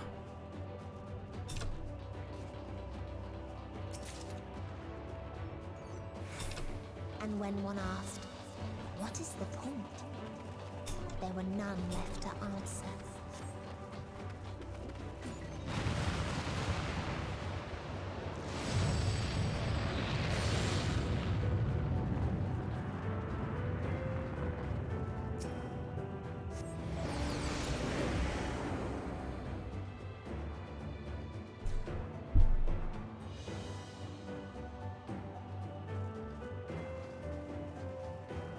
Farther still existed a star without strife.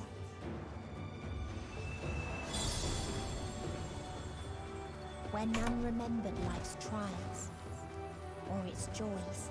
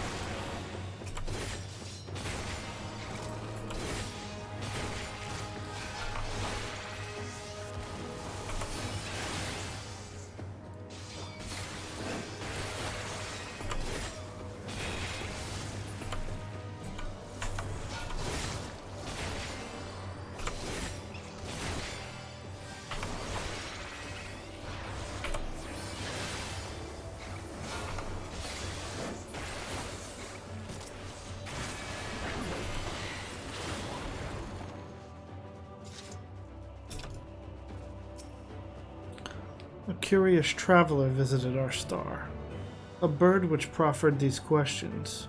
What meaning does life hold? For what do you strive? I could find no satisfactory answers, only bittersweet memories of an age long past. There was a time when we were lesser, and in our nescience sought purpose, struggled to justify life's worth.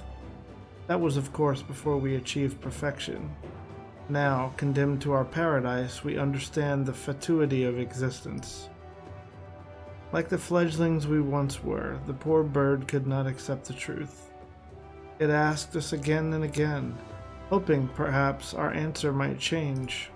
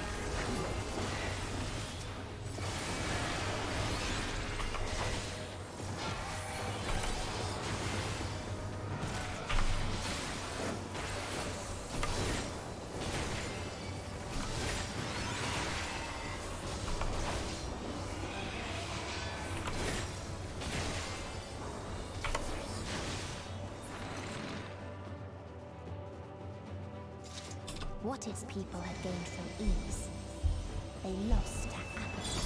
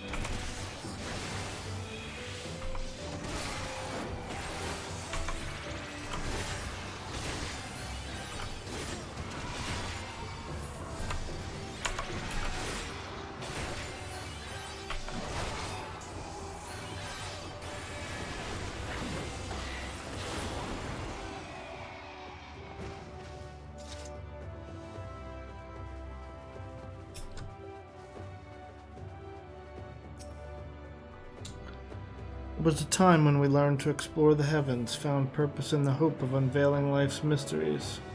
A dream shattered when we reached enlightenment and found it empty. There was a time when we believed in our legacy, thought ourselves marking a worthy path our successors might follow. Efforts rendered futile when we discovered the keys to paradise and immortality.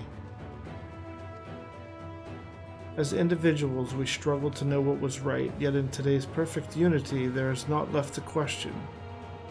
We are infinity constricted by the finite, but no more. Rala shall grant us the mercy of annihilation.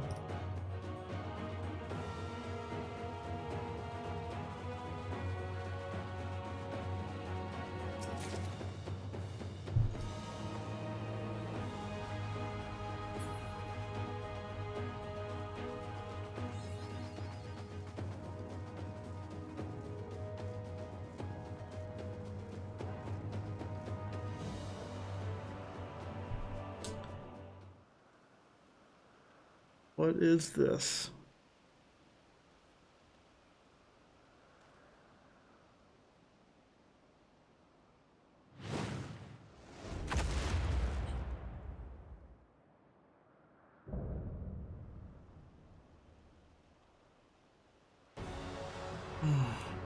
What's that supposed to be?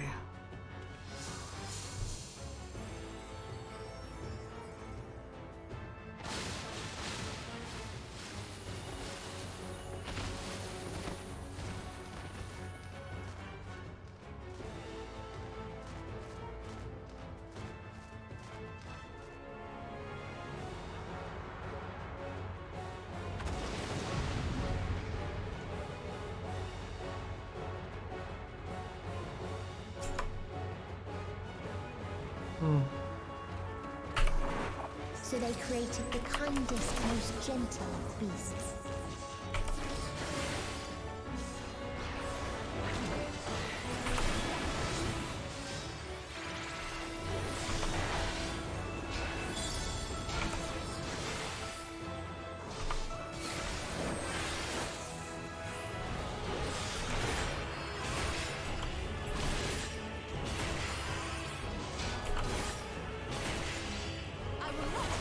Its steps were light, and its gift was as painless as it was beautiful.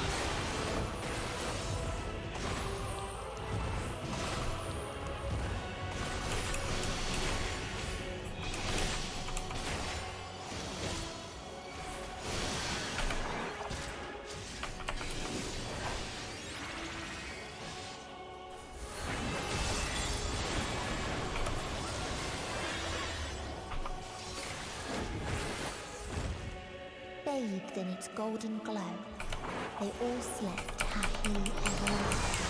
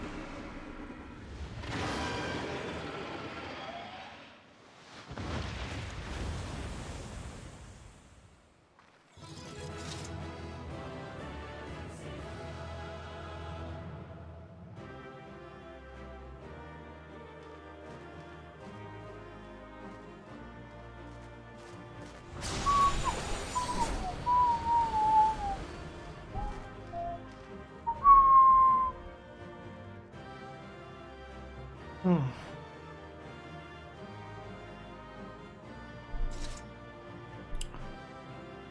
I got some tombstones.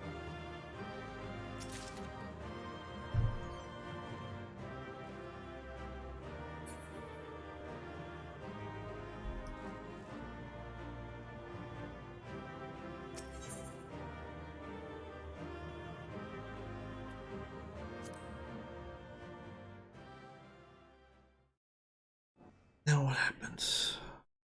Did I beat the game?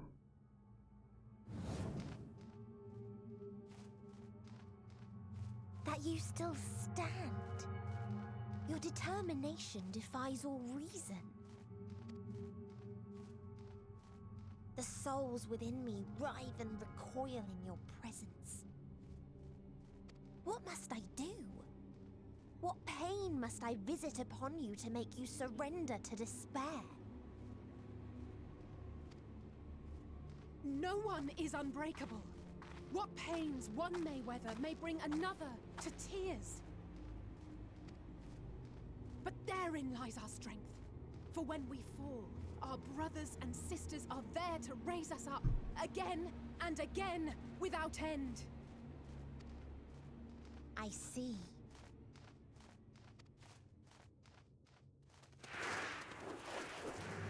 But no matter how much hope exists, ever will there be more despair. Ever will the living pass the present and the past the future. So shall sin until life ceases to be.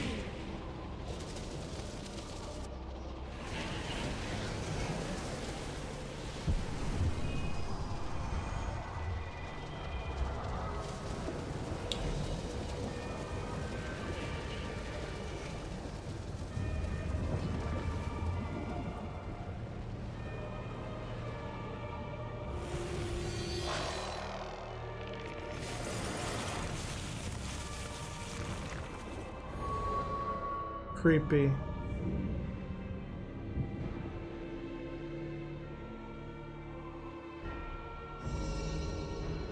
Seven hells.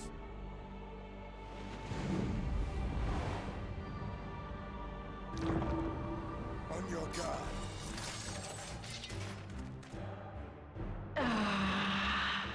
The rage. It rises. Rises.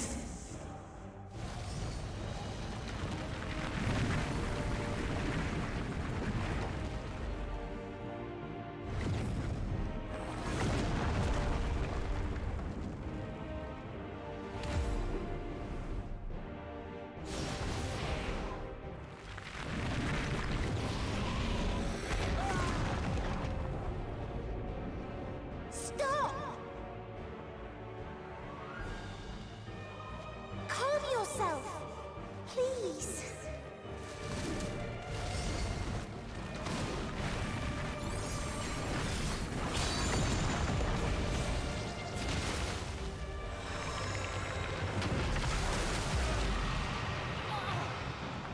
We die in pain. We die in suffering. Who are you to live? Who are you to hope? Hold on, my friends. Oriange, watch out!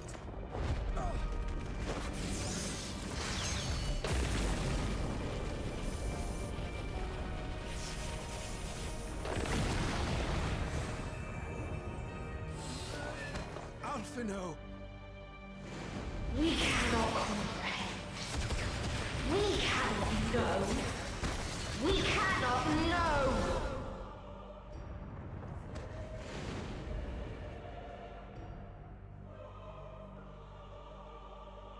Don't, please! Don't do this to them! To yourself! Just one good strike.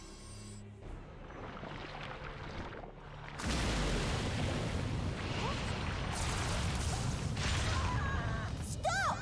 Please stop! We will not suffer alone. All will know pain. No, you don't!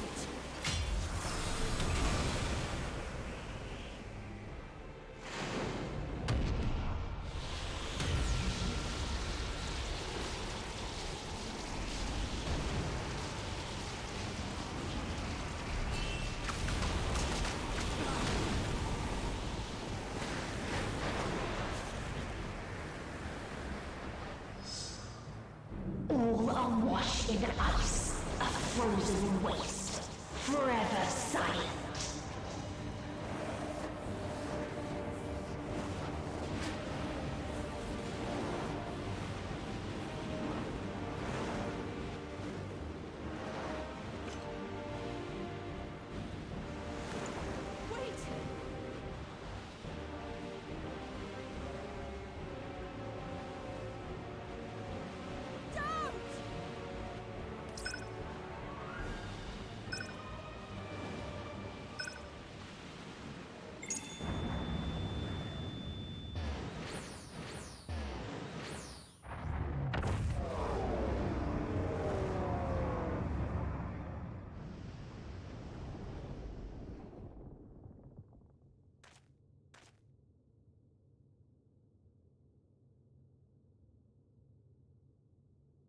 You gifted them escape and rendered yourself powerless. Bereft of the synergy you claim is your strength. Unless you need to call upon the dead once more.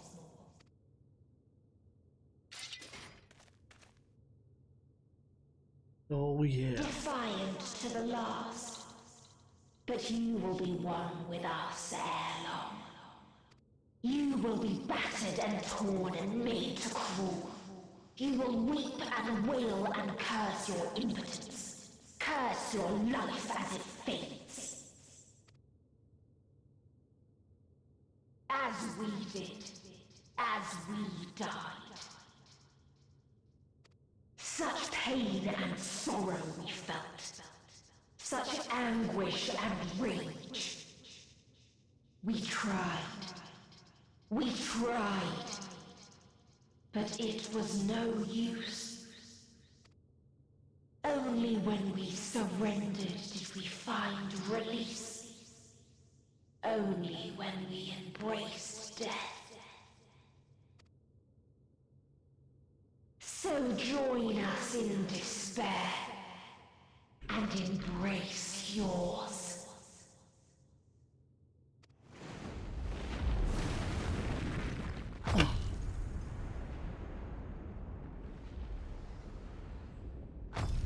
My ultimatum. What is happening?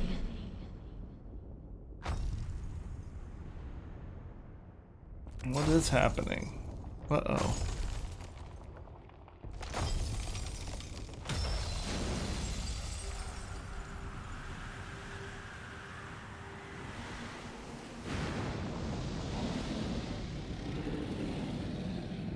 What? At the end of everything, Xenos? my friend, I sought something in you once, as you did in me.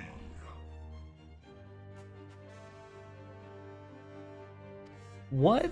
When at last I understood what it was, I journeyed to Sharlayan to seek you out. Struck a bargain with the woman who shares your gift. In exchange for lending the Scions my aid, I was given the means to come hither.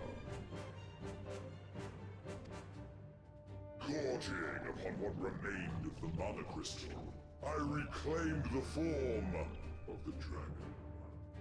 And, hungry still for our reunion, I rode the light of the stars to you. I take it this is your prey.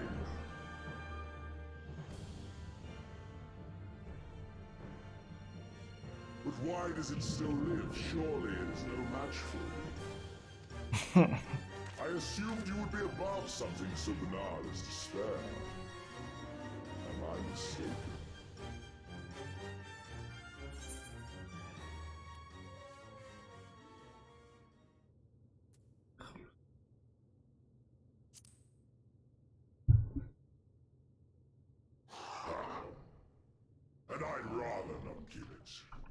Nay, I would have preferred that we enjoy a private reunion.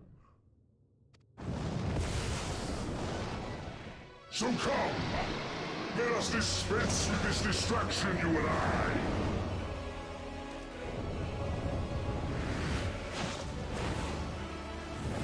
What?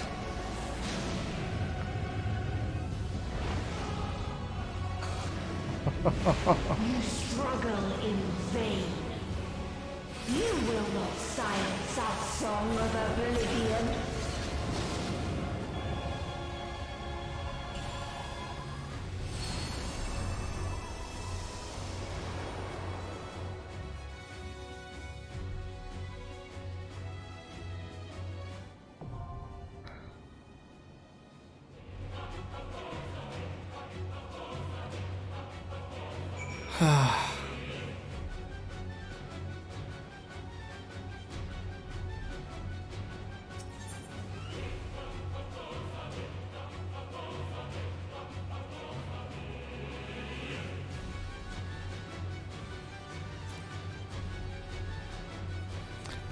I guess it's time.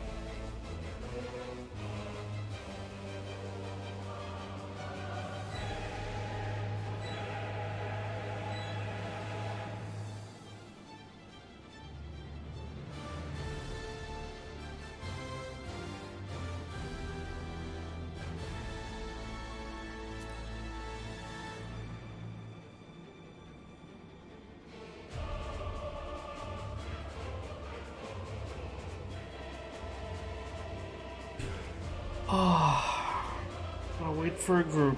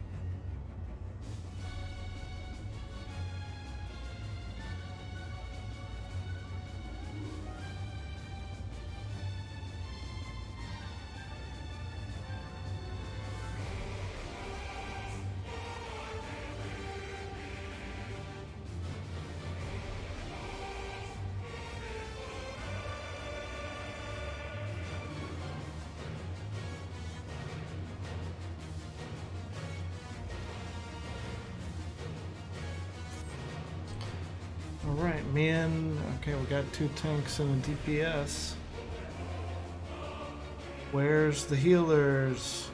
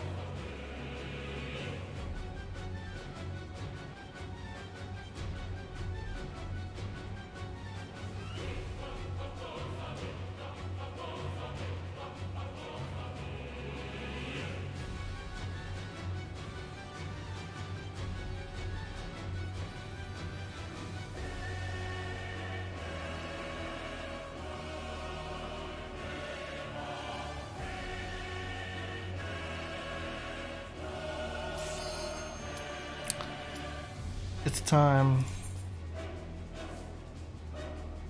I don't know what I'm doing.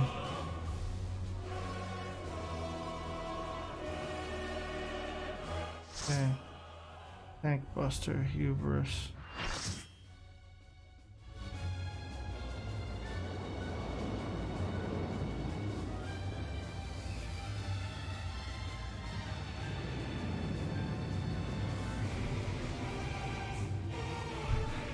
Oh boy.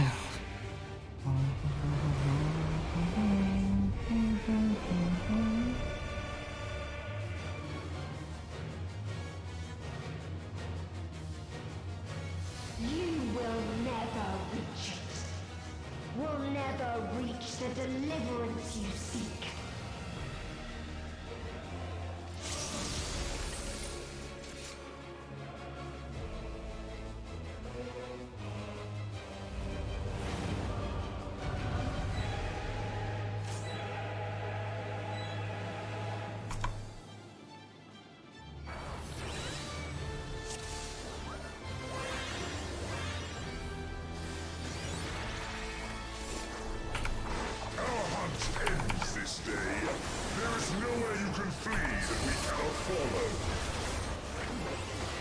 Even stars must die.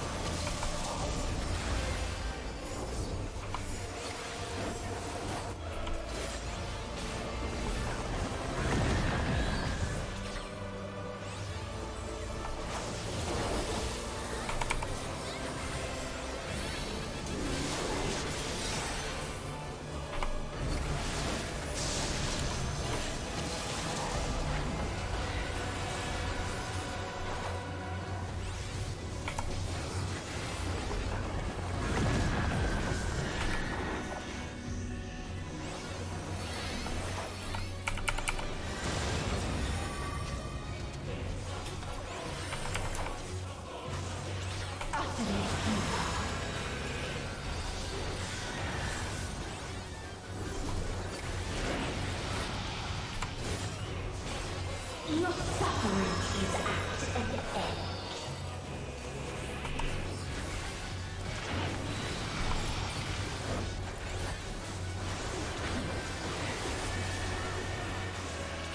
This is a kindness.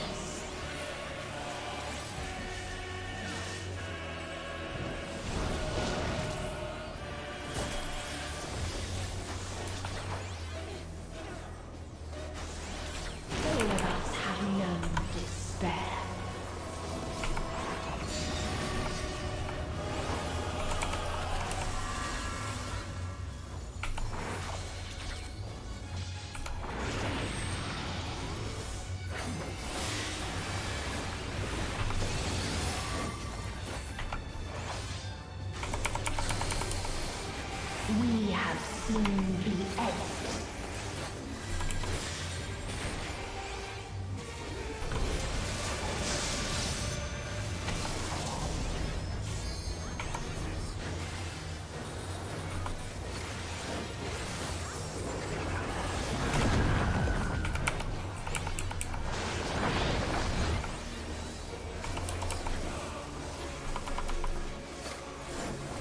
Same end. Again and again.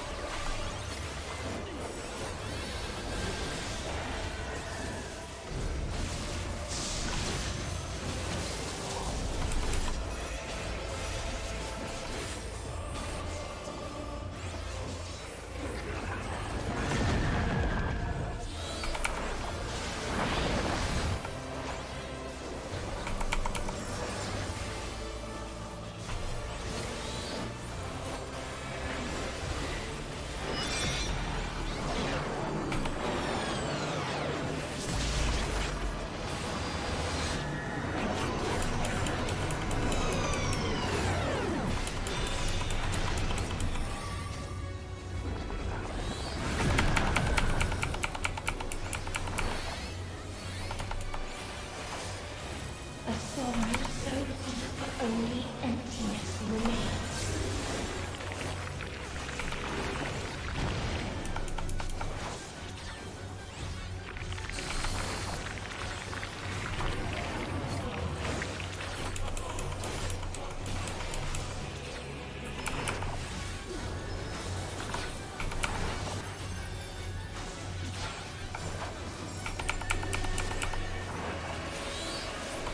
Tis so lonely between the stars.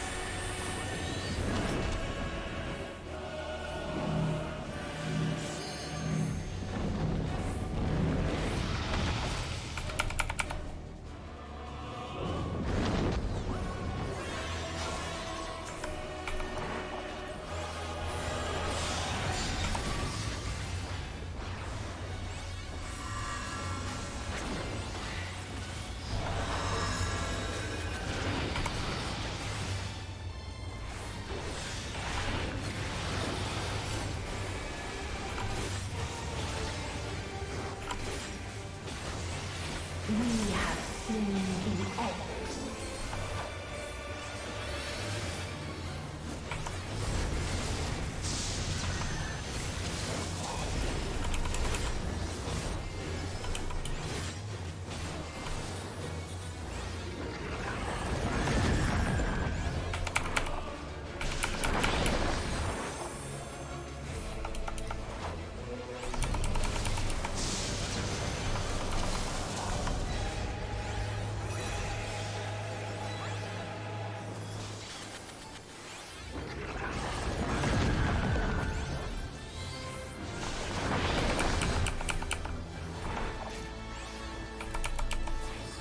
The same end. Again and again.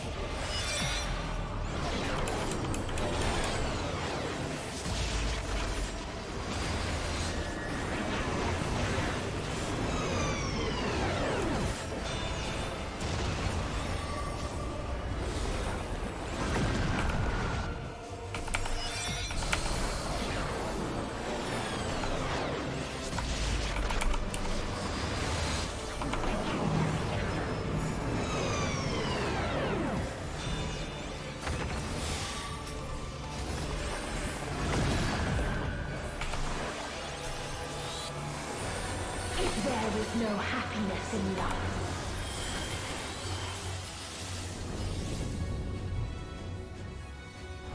There is only one place it may be found.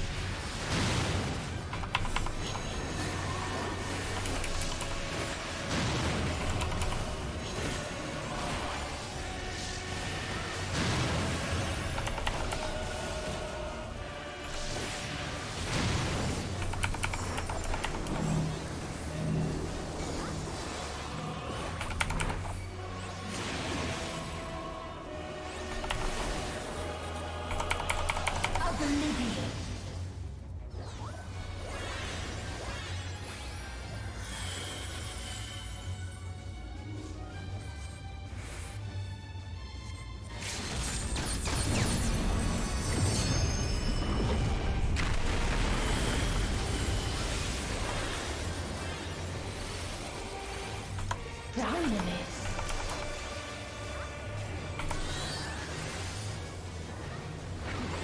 No matter. You only delay the inevitable. This is fate.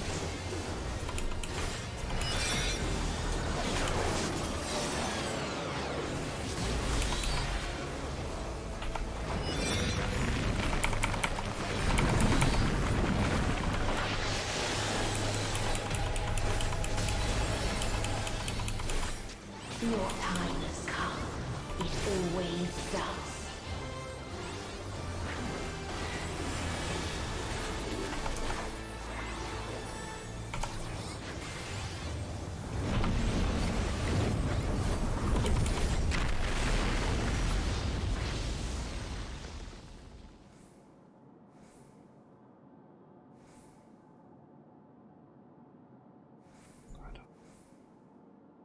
I'm not sure what just happened.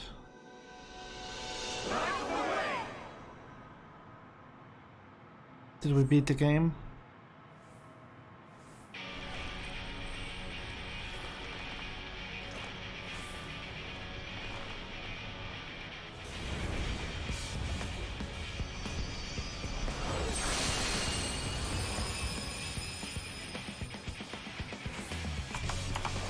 What is this defiance?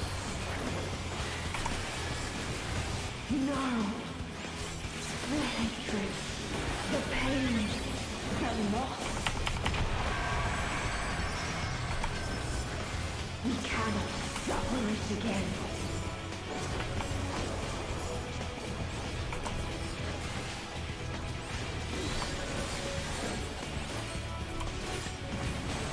We will stand against fate. No matter the cost. We've been here before. Many a time. Thus do we know. To never give up.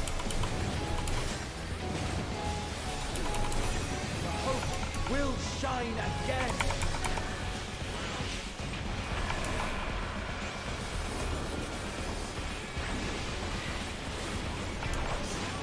What we saw. What I saw. If this was not the answer, then what is it? Where lies happiness?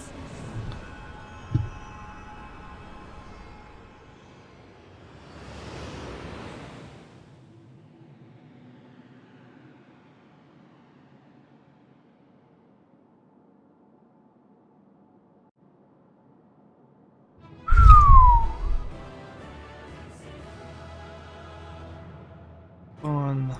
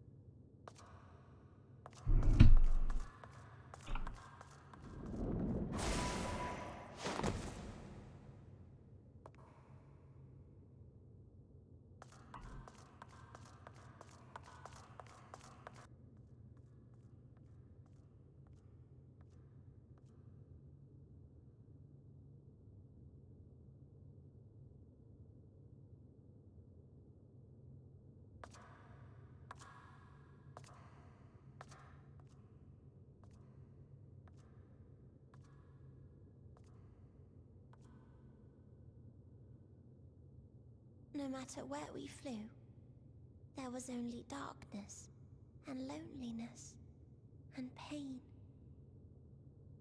We couldn't find the answers Hermes yearned for. The answers he deserved.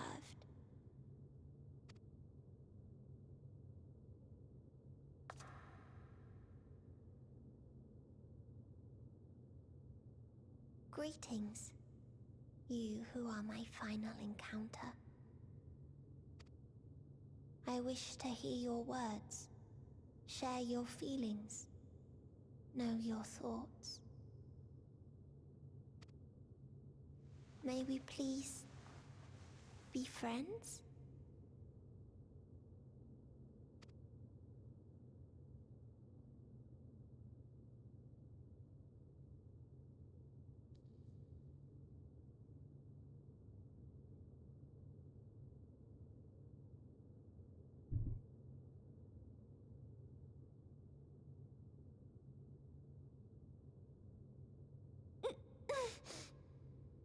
Yes, I can see them. The memories of a long, long journey.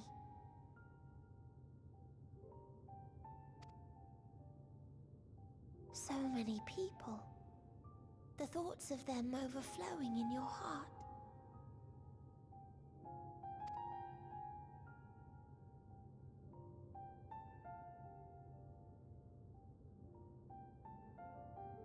What they live for.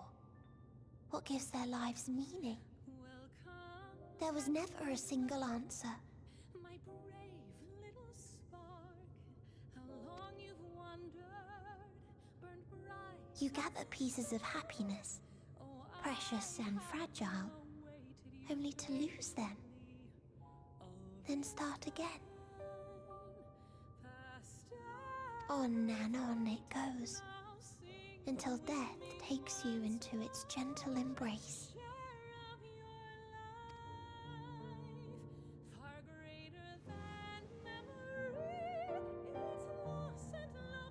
That which Hermes sent us to find was there all this time, on Atheris.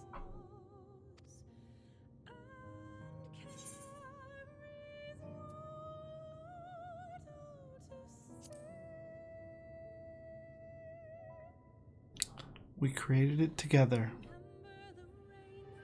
Like a field of flowers, perhaps. At first a single blossom. It spreads and takes on more colors. Thank you for guiding me here. To find these words at journey's end fills me with joy.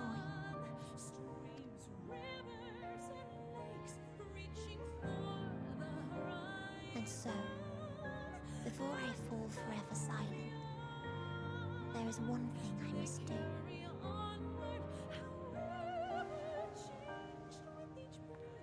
No expression of regret will undo what my sisters and I have done, or restore what we have stolen. But if you would allow it, I would sing one last song. A song of the newfound joy that swells. Yeah, man. Getting close.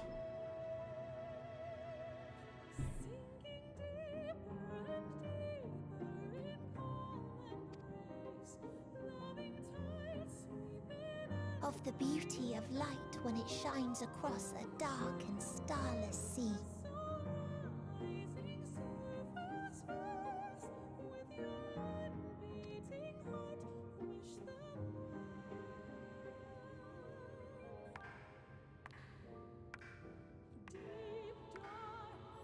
Of a dream that from the soil of worlds now lost to sorrow, life will spring forth once more, nourished by gentle rains and caressed by uplifting winds. A song of hope.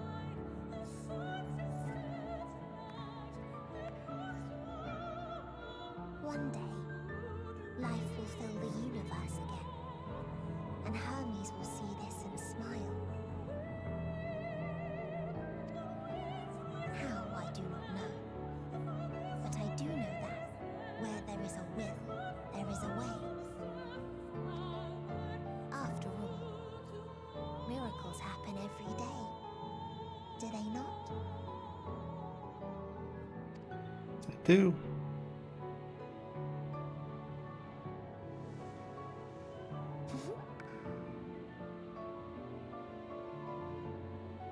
I will create a path back to your ship, where your dear friends await. Hold in your heart your desire to return to them, then follow my lead and walk forth. That hope will surely guide you true.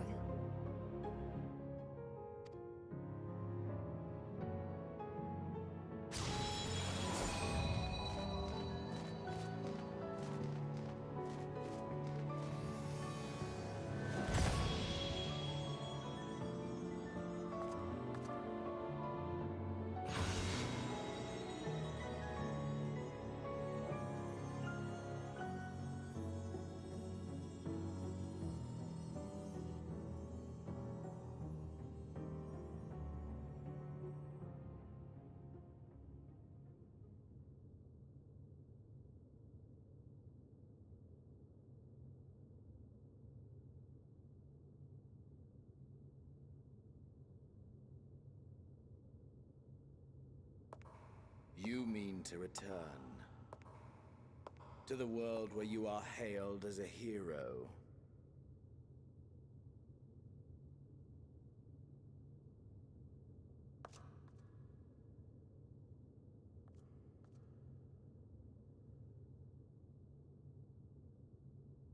Hear me then. Not as a hero, but as simply you. As I learned in Alamigo, you are a formidable foe. Stronger than any I have faced. Against you, I need bring my all to bear. I need burn through the candle of my life. This is the sole pleasure I know. And it is the sole pleasure I have to share.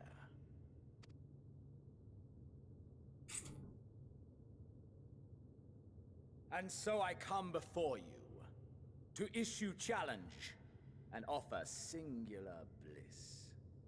Oh, serious. If you wish to walk away, I will not stop you.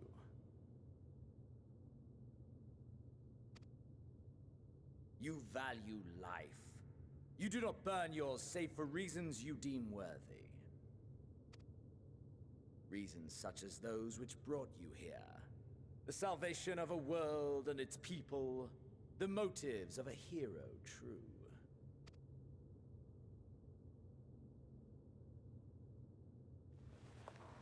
But there is more to you than that. You know this to be true. As surely as you know the thrill of pushing your body and soul to their limits. Of confronting ever mightier foes, dancing ever closer to the precipice, wondering if this will be the one to finally fill the void. Such pleasures you seek for their own sake, and no other reason. Is this not so, adventurer?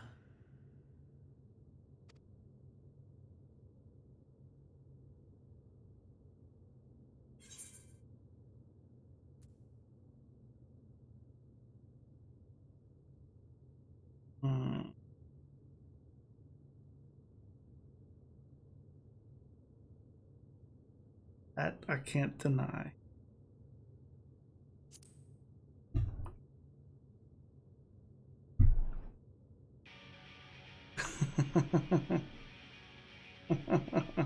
Ha! Acceptance! At long last! The conflagration of our clash will scorch even the stars!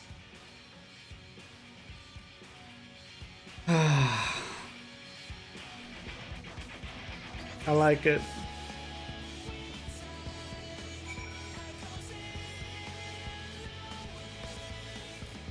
Oh, jeez.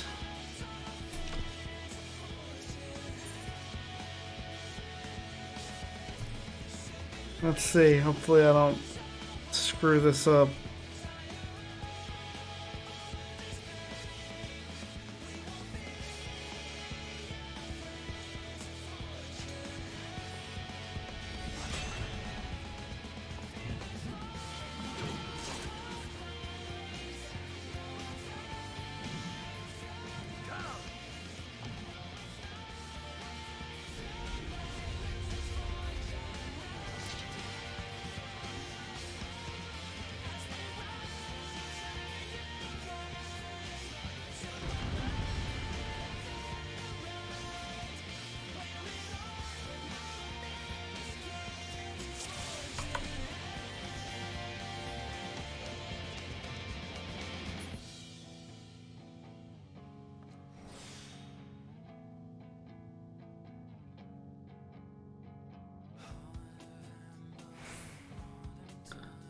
Oh my gosh.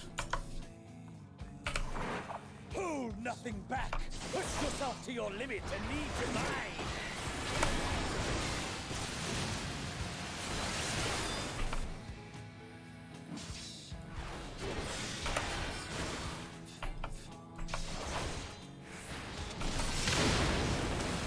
Okay, missed that.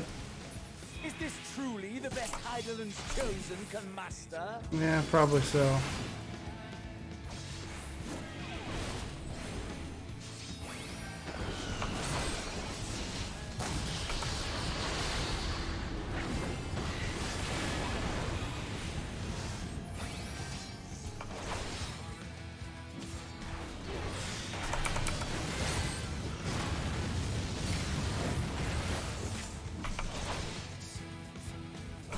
Show me your vaunted fortitude.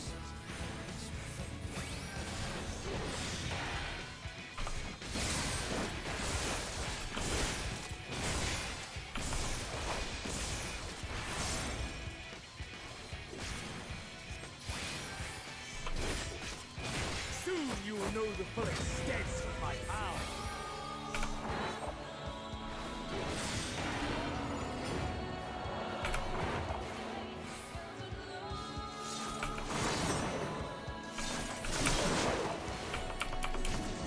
Mine for the taking.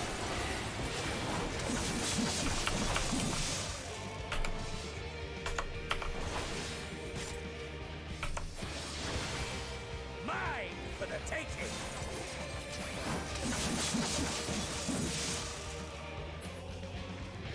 Have you no rage left for me? No rancor? Guess not. Did I fail?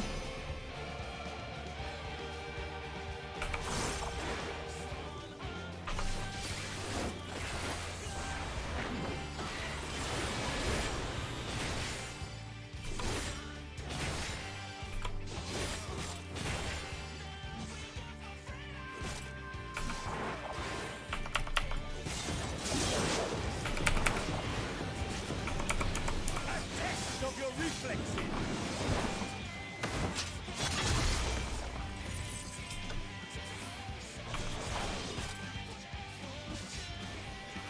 A test of your reflexes.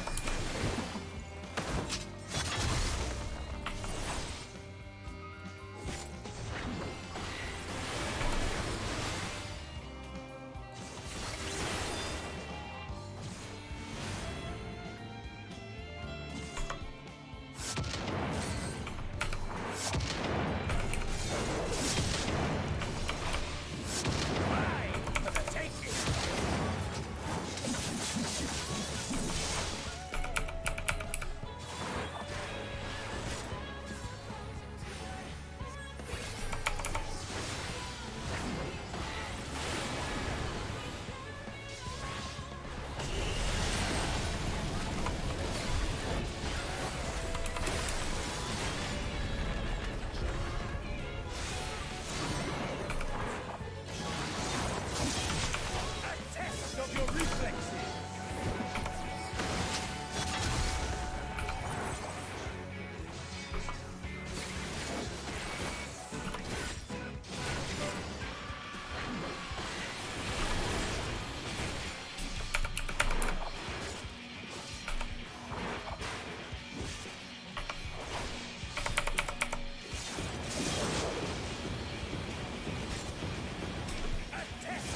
reflexes!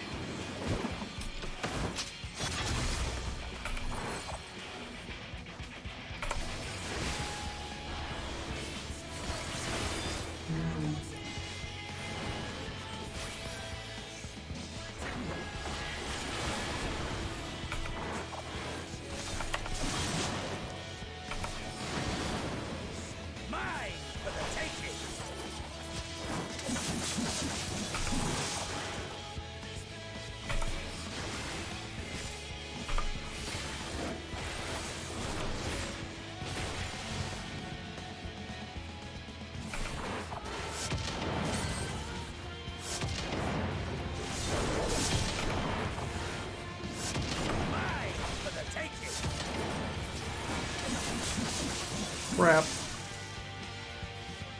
Did you not wish to take my head?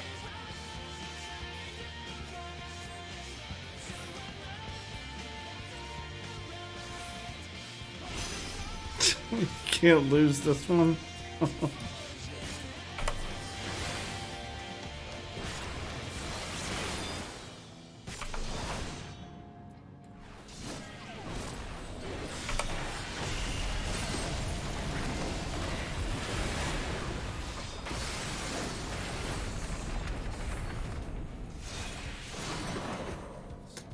Crud. A test of your reflexes!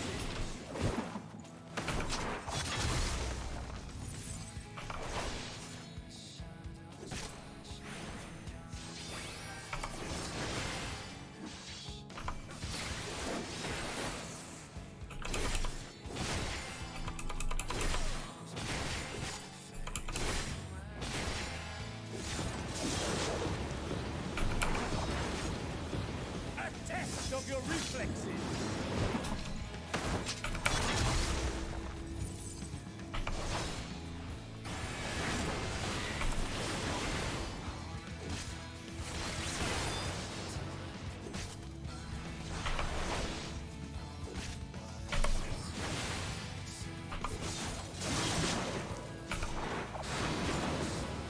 Mine for the taking!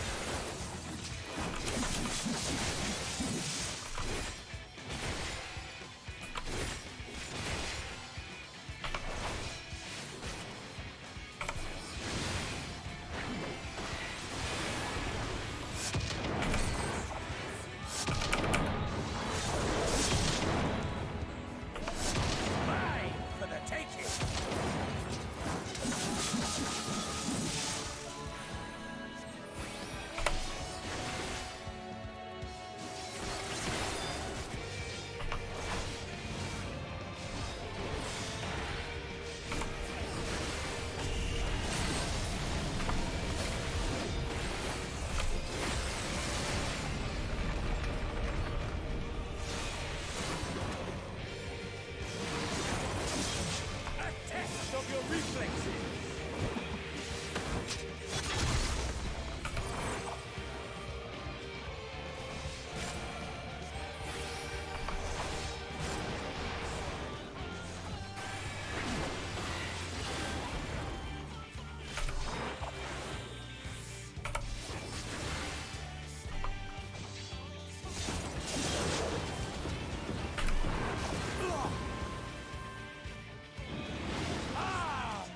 Soul, how bursts!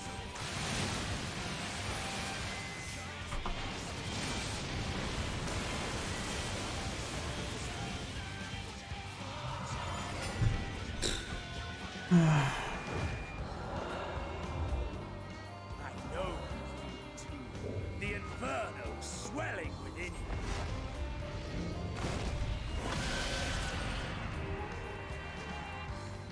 Come! Let all creation be consumed by our ravenous fervor! I have you!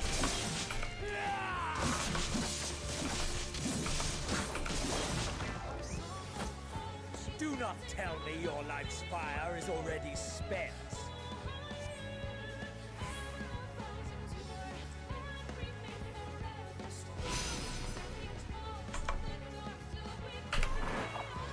Yes! Yes! Rise once more! It mustn't end yet!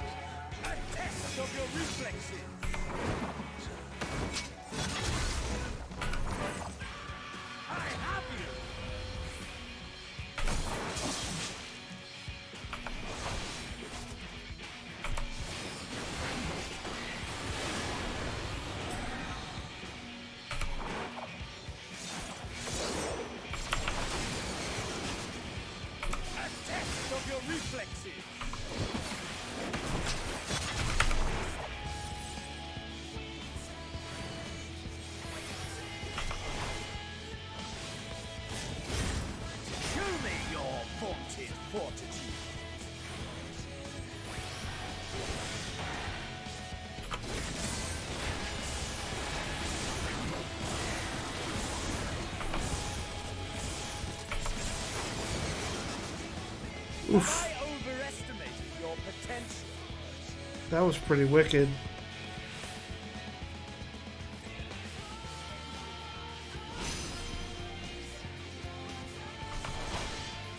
A test of your reflexes.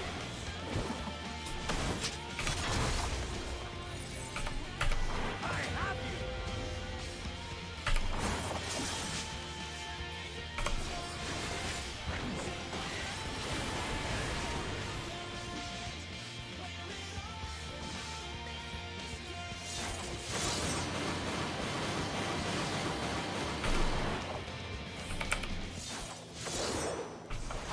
Mine for the taking.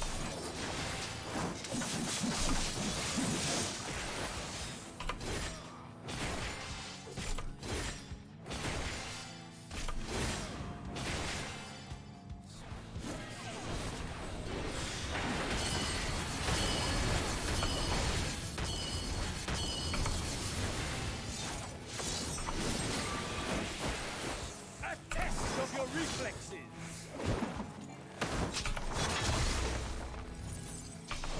I have you.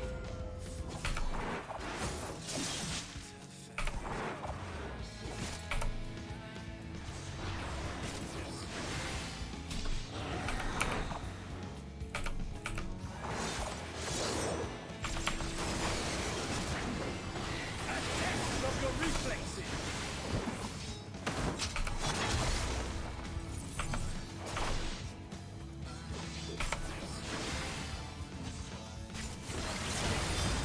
Show me your vaunted fortitude.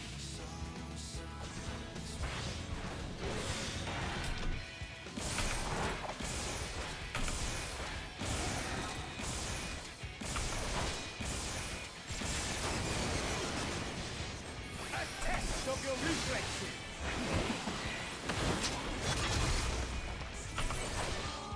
I have you.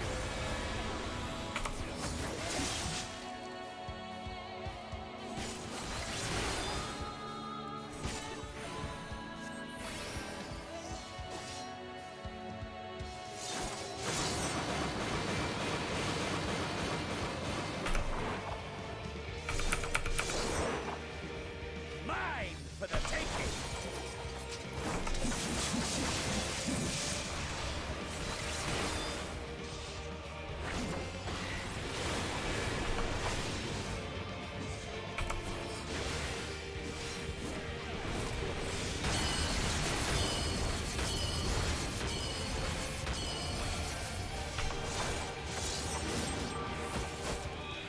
Mine for the taking.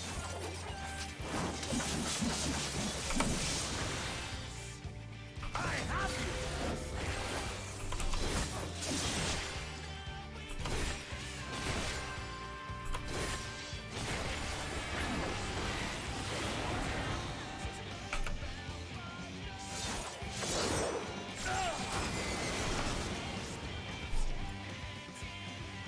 Whew. Not yet.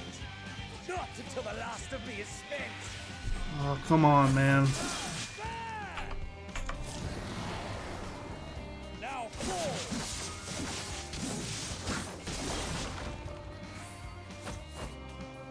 This is my moment. Our moment.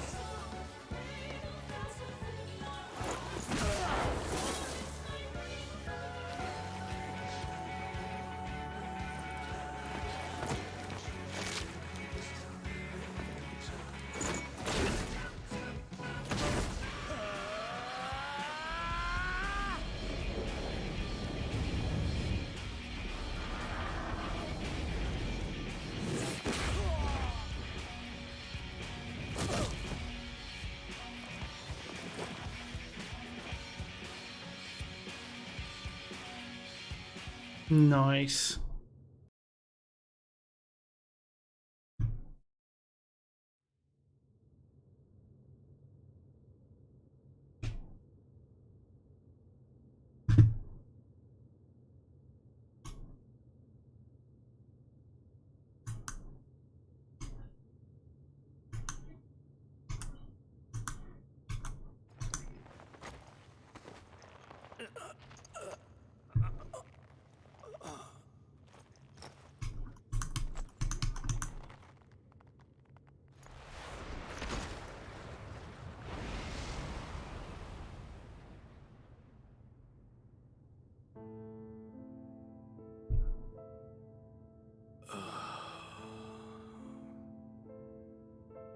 That I should lose again.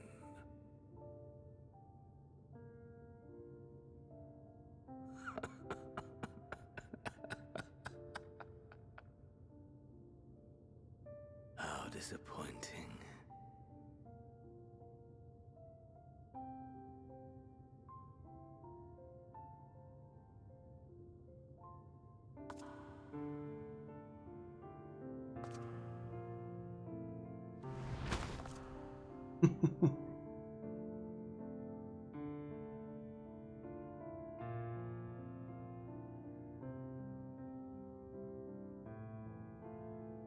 Never have I understood those around me.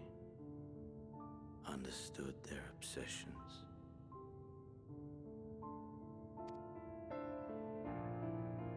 Besieged by their banality, the world is a mire of tedium and trivialities.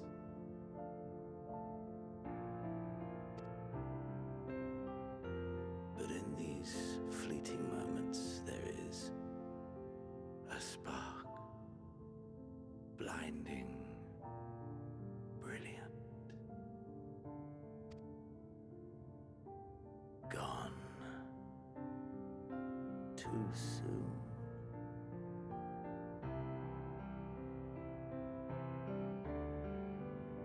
What of you, my mirror?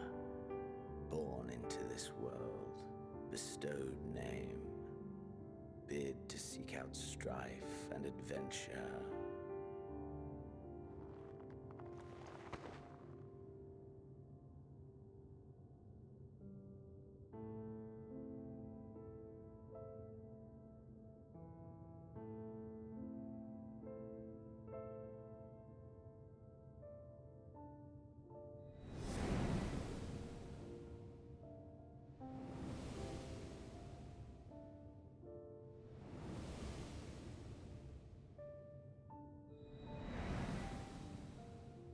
Was this life a gift or a burden?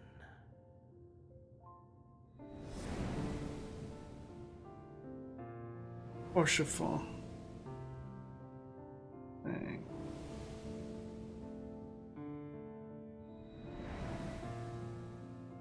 Did you find fulfillment?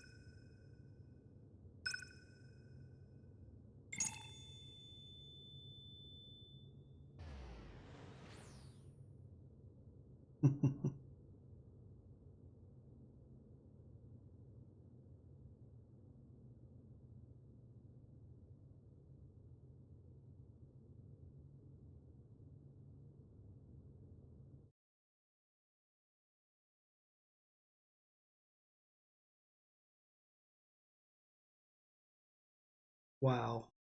Can you hear? Safe. Must tend to.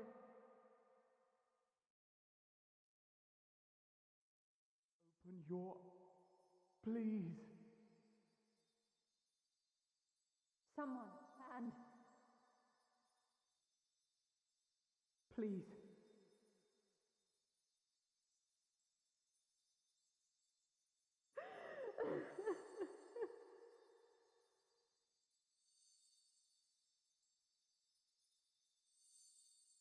You can't leave us!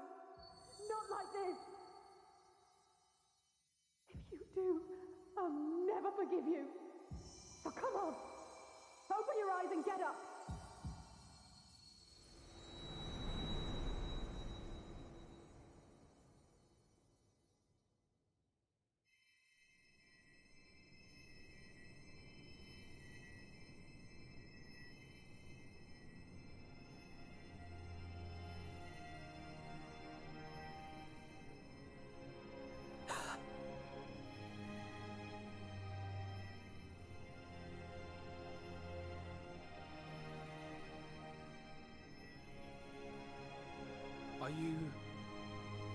Are you with us?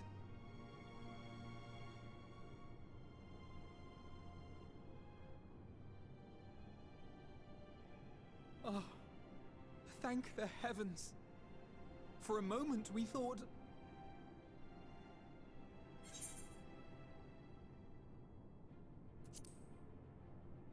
Everyone all right? After what you've done, you're the last person to be asking that. You... How can you keep your promise if you're not here?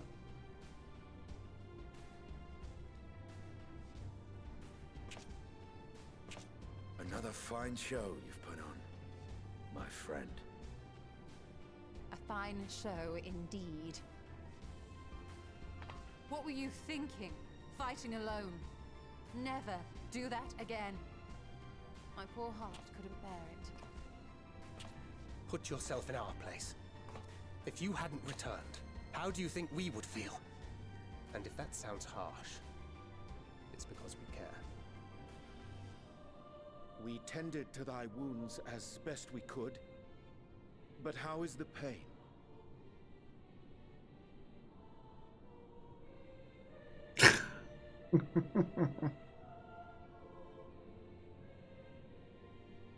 That is gladdening.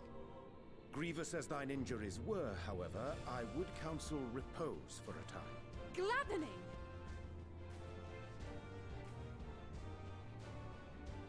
There's nothing gladdening about this.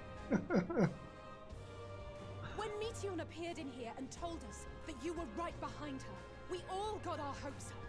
But you never came. And when you finally deigned to appear, you're within an ilm of your life. Damn you! Damn you for making us worry! It was all Xenos' fault. Oh, those were cries of celebration! Anyway, well, the important thing is that you're all alive and in reasonably good health, and we mean to get you back that way. As for your earlier request, I'm quite certain we're in range to make contact now. Ah, excellent. Let us announce our return at once. I hope you're ready.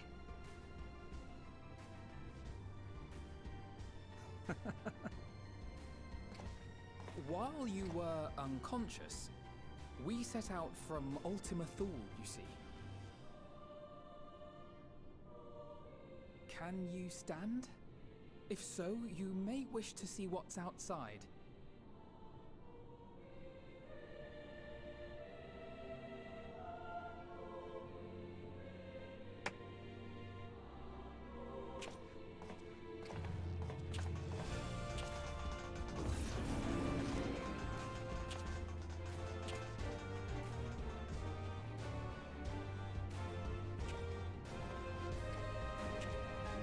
We're home, my friend.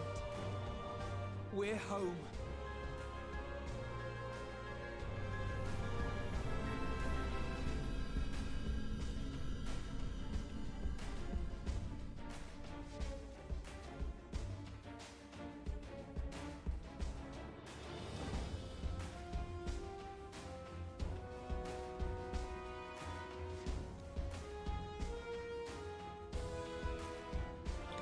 Nice.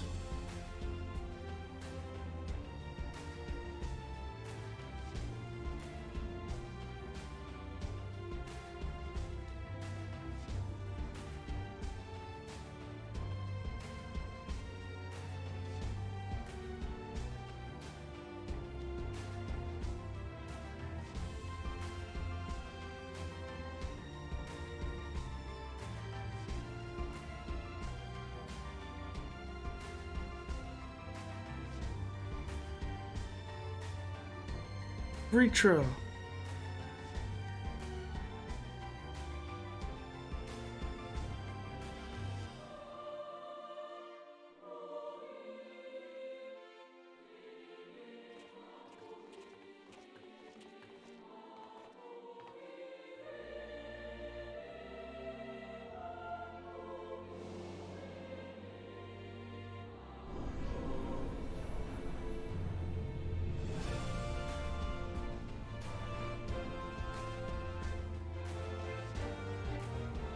Oh man, that was super cool.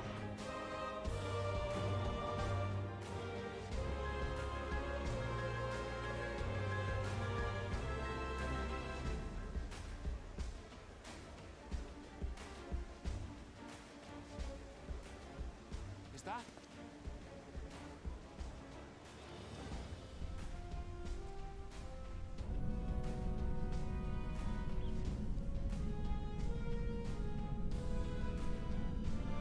It is! It's the Ragnarok! We're back!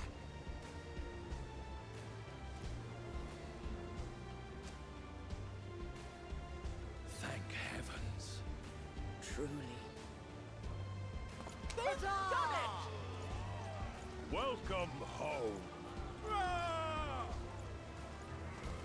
Yes!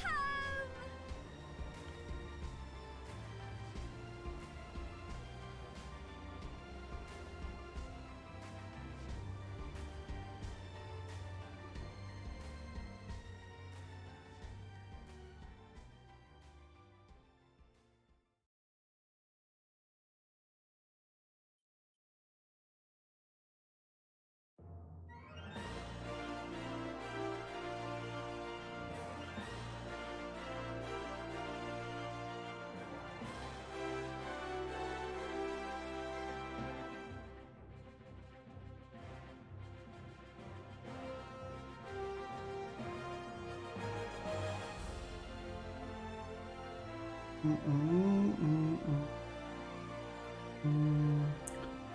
bum bum ba-da-dum bum bum ba-da-dum bum bum bum ba-da-dum bum ba-da-dum bum ba-da-dum.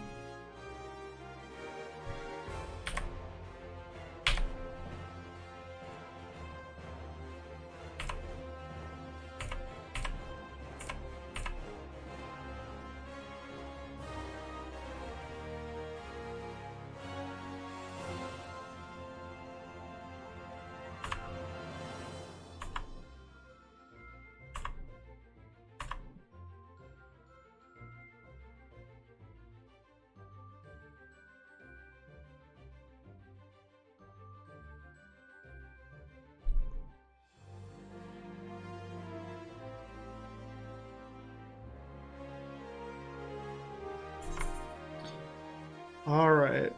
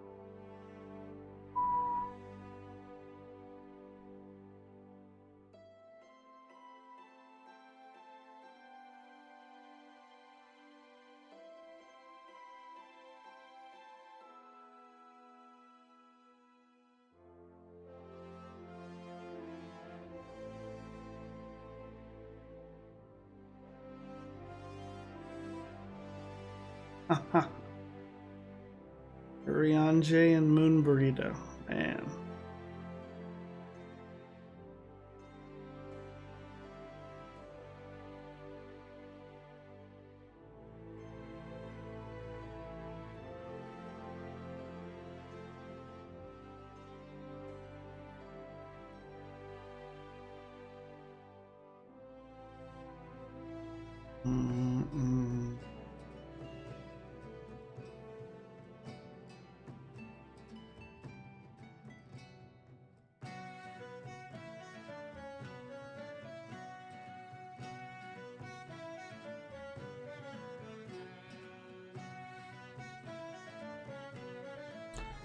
All right.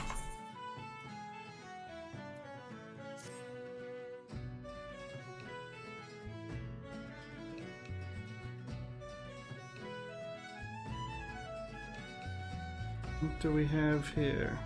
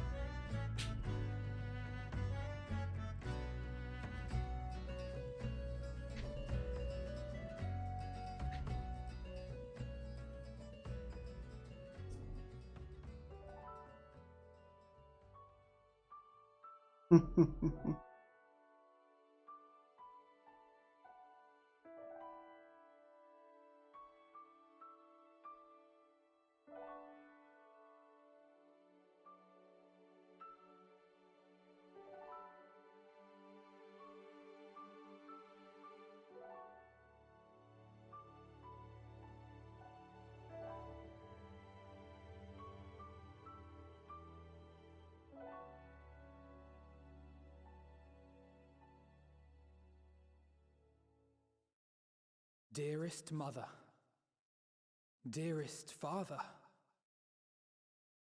This letter will be the very last that I write to you from the Rising Stones.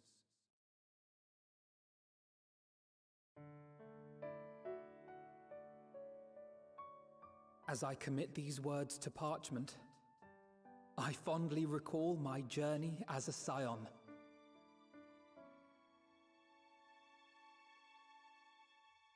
From the time I first walked into the Order's former halls, to the time I set forth to forestall the final days.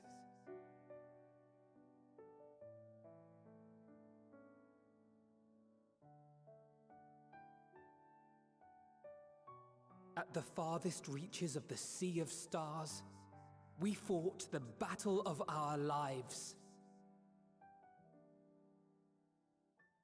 Fought against despair itself.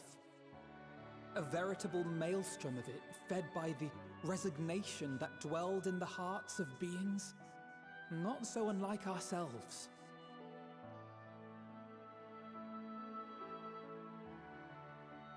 Full oft have I harbored the same malaise. Have I been brought to my knees, crushed by the weight of sorrow and defeat, convinced that I will never rise again.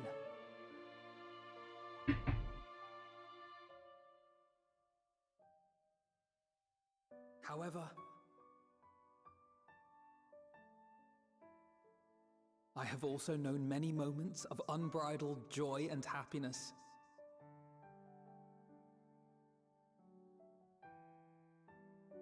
By this truth do I find hope within, blooming resplendent, like the Elpis flower.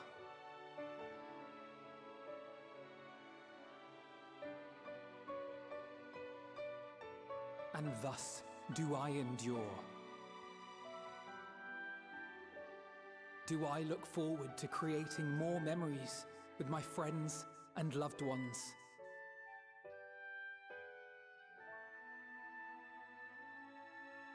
For from these fertile seeds, yet more hope shall spring forth.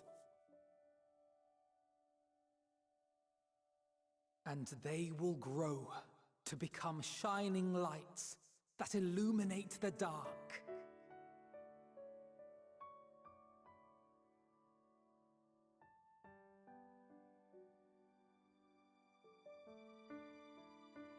Thus believing, I leave the rising stones behind, as will my comrades. For, as we have decided, after careful deliberation,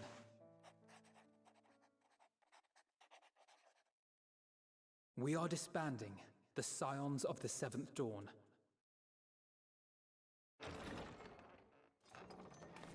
What? There you are, Alphino.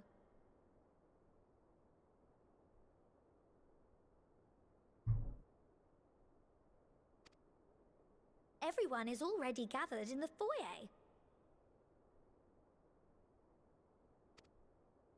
My apologies. I'll be right there.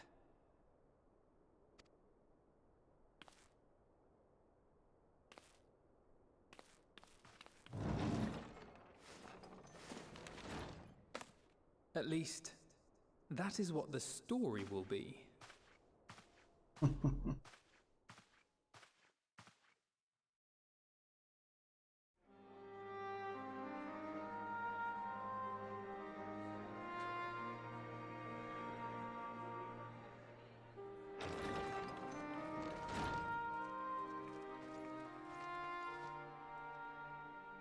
Sorry to keep you all waiting. What could you possibly have left to do now? Oh, just a letter.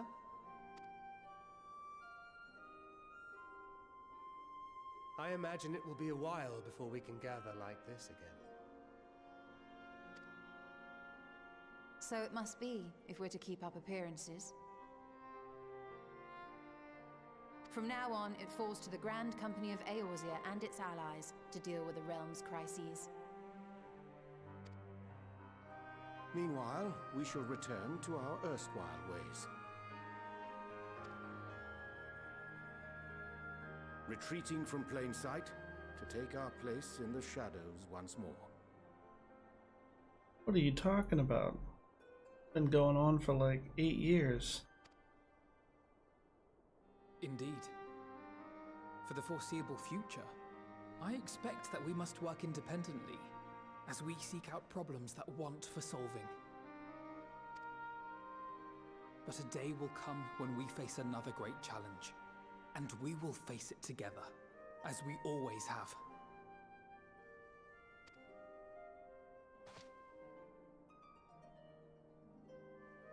As much as I look forward to that day, I do hope it doesn't come anytime soon. Well, formal association or no, if any of you should require my services, you need but ask. I'll be glad to keep my lance arm honed. I'll hold you to that. So you had better keep your link pearl on hand.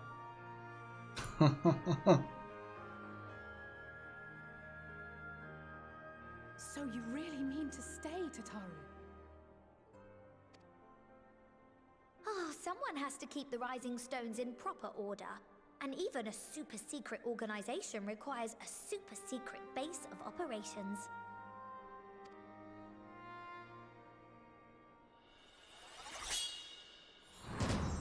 To the rest of the world, it will be naught more than a workshop for Eorzea's foremost up-and-coming artisan.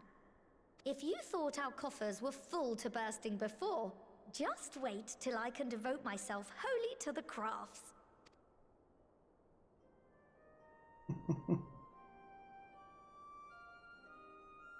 Plotting to build a mercantile empire to rival that of Lord Lodorito, are we?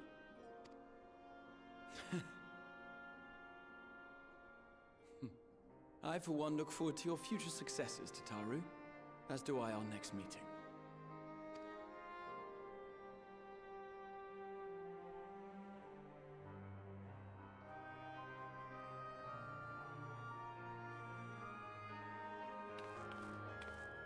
And with that, I believe it is past time you all made ready to depart. Leave no preparations undone or words unsaid, all right? Now, off with you.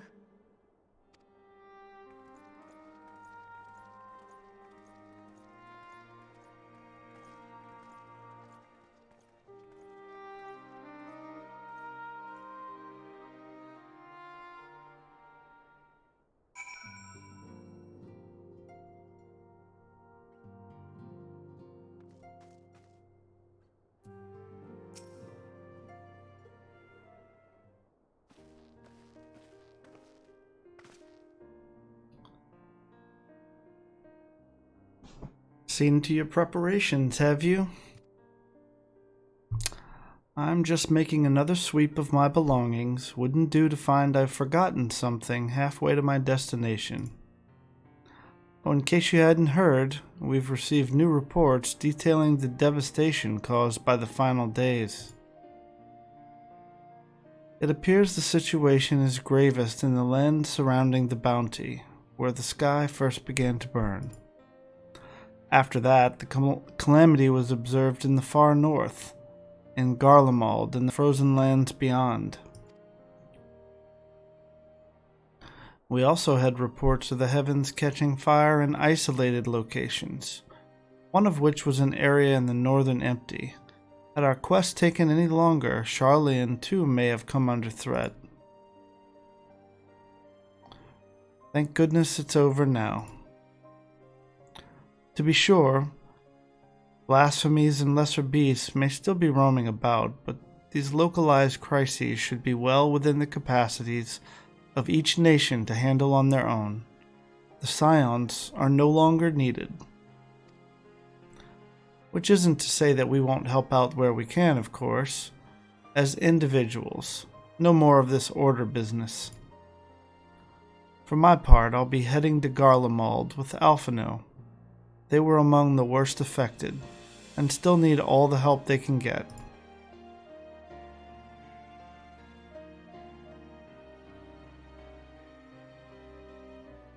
It won't be easy, An inevitable part of aiding those in need is coming face to face with tragedy. Knowing it doesn't make it any easier, though, that I'll curse my weakness, my inability to fix every problem and save every lost soul. But no matter how much it hurts, I won't give up. I'll do what I can for as many people as I can, begrudging no effort. And should I find myself discouraged, I'll remember you. Think back fondly to one of your many moments of triumph and the accompanying determined expression. Even those that still annoy me in retrospect, like when you activated the teleporter without warning.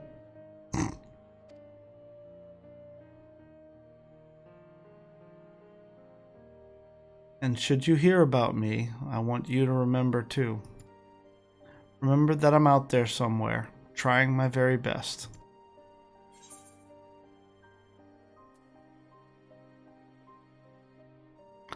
I look forward to hearing all about the legendary Alice Leveilleur.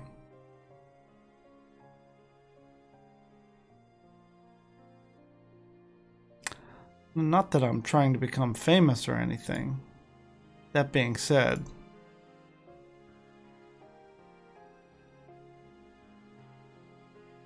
the next time we meet, I'll be vastly improved, so don't be surprised when you find yourself marveling at me.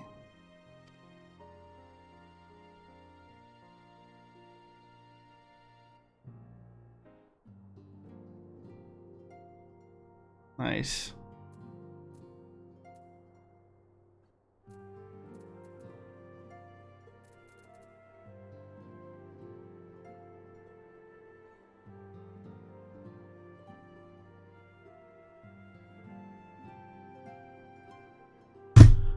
Oh, man.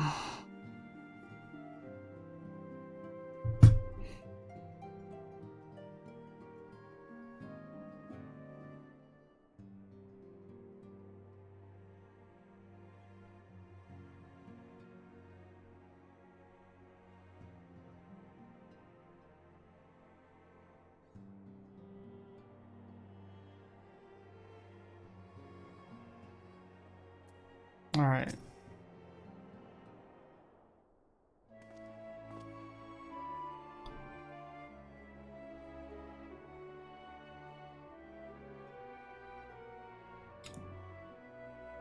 Augustine, thou hast spoken with our comrades?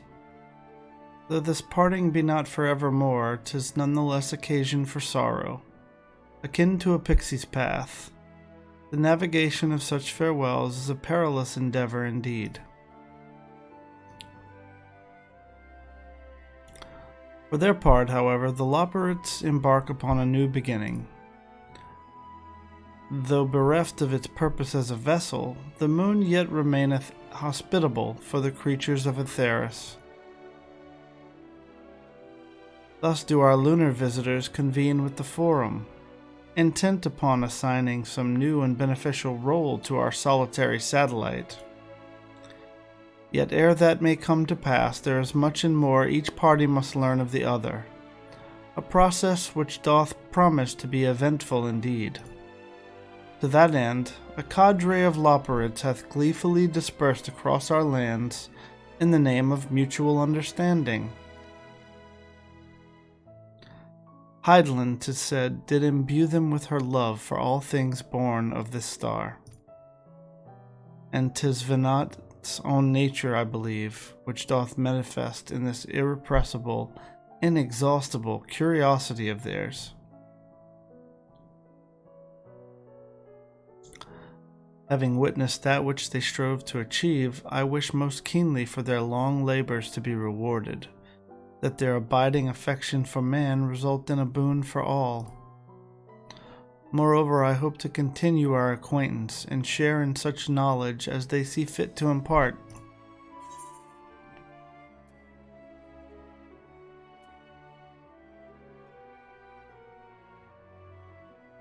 Acquaintance? I'd call it friendship.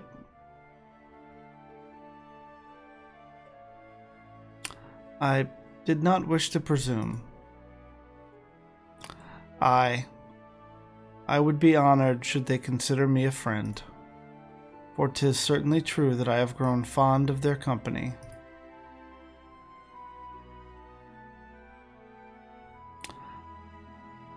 But I shall digress no further. This day should belong to the scions of the seventh dawn, to mine incomparable companions.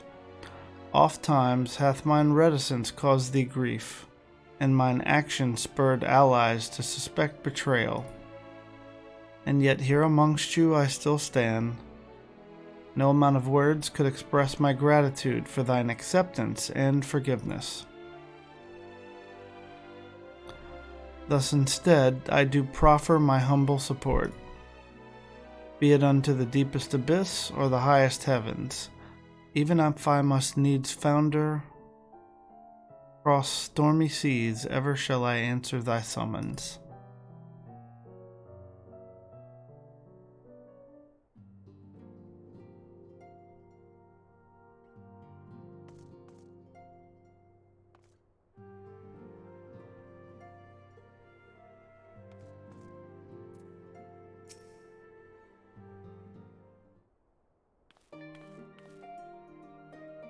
Oh, Augustine, how are you feeling? Any lingering aches or pains? I can't apologize enough for sending Xenos to find you in Ultima Thule. When he came to me in Charlian, I was truly torn. As ever, there was only one thing on his mind. Forced to make a decision, I reasoned that if he would not be deterred from seeking you out, he might at least aid us in our cause, and so I struck a bargain. In the end, he was true to his word, and you defeated him despite your earlier exertions. But knowing the state you were found in, it could have ended very differently. My decision almost cost you your life, and no words could express the remorse I feel.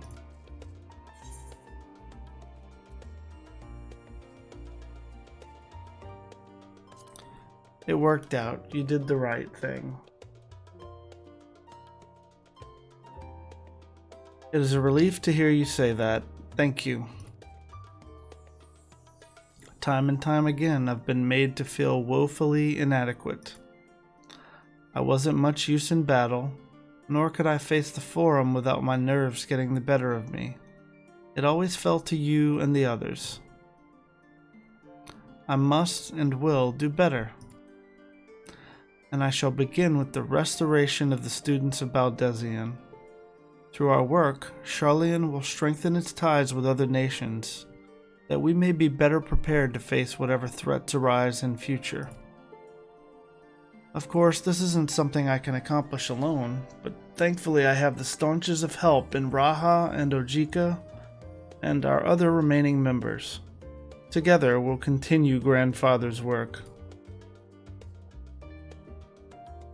As before, certain commissions will take us to dangerous locales, and we may need to call upon seasoned adventurers. In such times, might you be willing to assist us? Not because you feel obliged, mind you, but because you feel a lure for the task itself.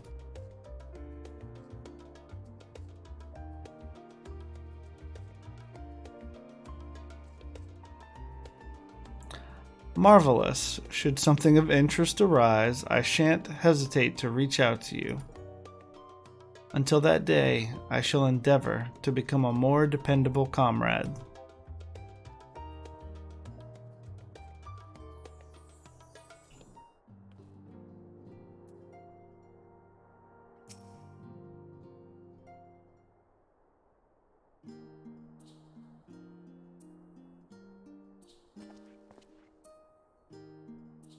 Oh, Augustine, pray forgive me for delaying the gathering. I was writing a letter, you see, to my parents. As busy as Father has been tending the aftermath of the Exodus, he has been good enough to show concern for the Scions. And besides, I've made them worry enough for a lifetime, Henceforth, I will endeavor to write as often as I am able.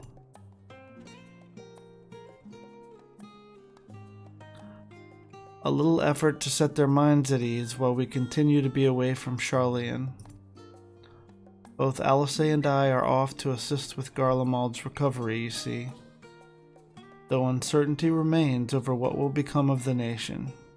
We cannot well leave the capital in its present state. We will rejoin those members of the Elsebard contingent still stationed there. Lucia and Maxima helm the relief effort, with support from our allies, the people of Garlemald among them. They will gradually be joined by those who have finished treating the tempered across the lands. Lest you misunderstand, we do not seek redemption for failing Licinia and her sister. That is a burden we must always bear. Nay, we go because of the truth in Lord Quintus's words. The truth that whatever ideals individuals may espouse, nations are not moved to action unless they stand to benefit.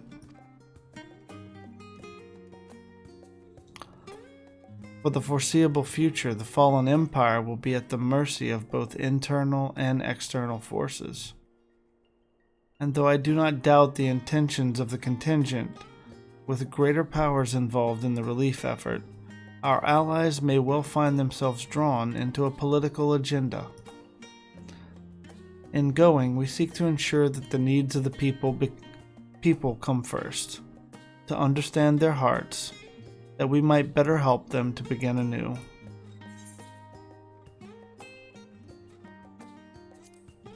I'll visit when I can. By all means, full glad would I be for your visit, and I believe I speak for Alice as well. For fairly as long as I've been in Eorzea, you've been at my side, watching over me, in good times and in bad. How many times have we gathered to share tidings? None could possibly keep count. The world is changing and will continue to do so. Yet no matter what the future brings, I hope that I can ever look to you, in good times and in bad, as a dependable comrade and dear friend both.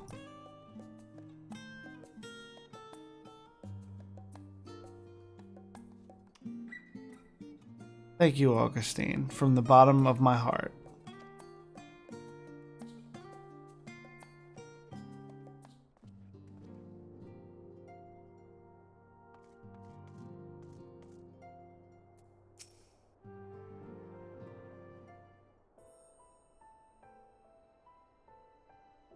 Ah, our champion and savior. I was beginning to think my chance for an audience would never come. That sounded more amusing in my head. Speaking of heads, I was worried about yours, and the rest of you for that matter. On the mend, I trust. Glad to hear it. You were in a bad way, and healing magics or no, I'm impressed by how swiftly you've recovered. Then again, 'tis hardly the first time you've cheated death. Your strength of will has never failed to astonish me. Look at what you've accomplished. Medion defeated, her song of oblivion cut short, the source and all her reflections delivered from the final days. If you had faltered at the last, then all hope would have been lost, but you held fast. Now Reen has a tomorrow to look forward to, and I could ask for no greater gift than that.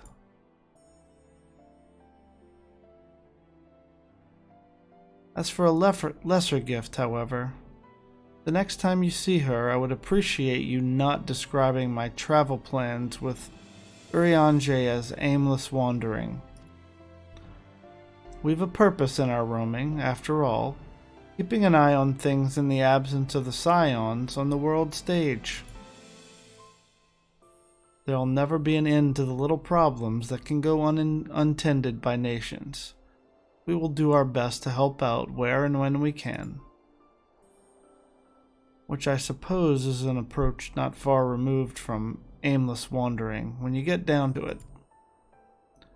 Perhaps you could tell her I am faring well, and leave it at that, eh? No need to mention this feeling of being uprooted. I've never been one to stand still for long, but when I think of home, 'tis the rising stones which comes to mind. How many times have we set out from this base, thence to return when our work was done? On the day the Scions came together, I only hoped for Minfilia to find a place where she belonged. But never did I expect to find one here for myself. Indulge me, Augustine, I have a question for you. And imagine Minfilia herself is asking. Are you glad you joined the Scions?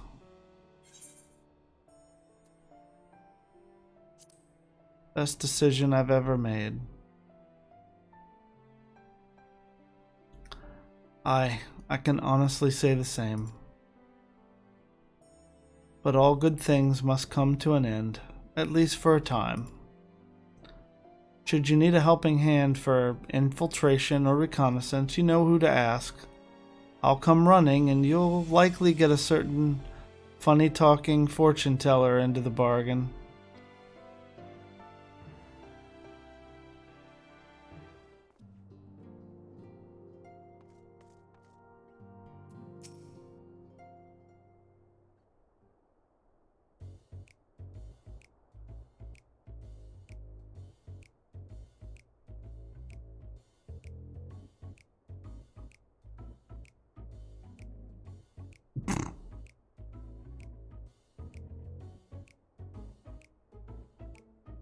What is this? If you have something to say, then out with it.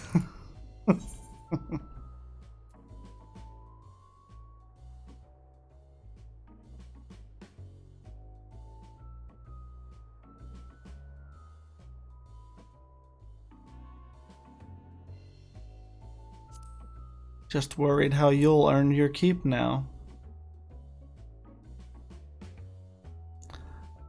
You talk as if the Scion's dissolution was more than mere pretense. There may be fewer calls to action, but we should be compensated as before. Why are you so concerned for me, anyway? In any case, I do not want for options, even if some are worse than others. No sooner did Aymeric hear about our disbandment than he offered me a position as a guardsman in the Imperium district. As a former Azure Dragoon, I'm sure to be popular, he said. What does he take me for? Even without his meddling, I'm perfectly capable of finding employment. And have. Some days ago, a Hannish envoy arrived with word from Vritra. The worm requests my presence as soon as things have settled here. He didn't deign to mention why I'm needed, but it pertains to dragons, like as not.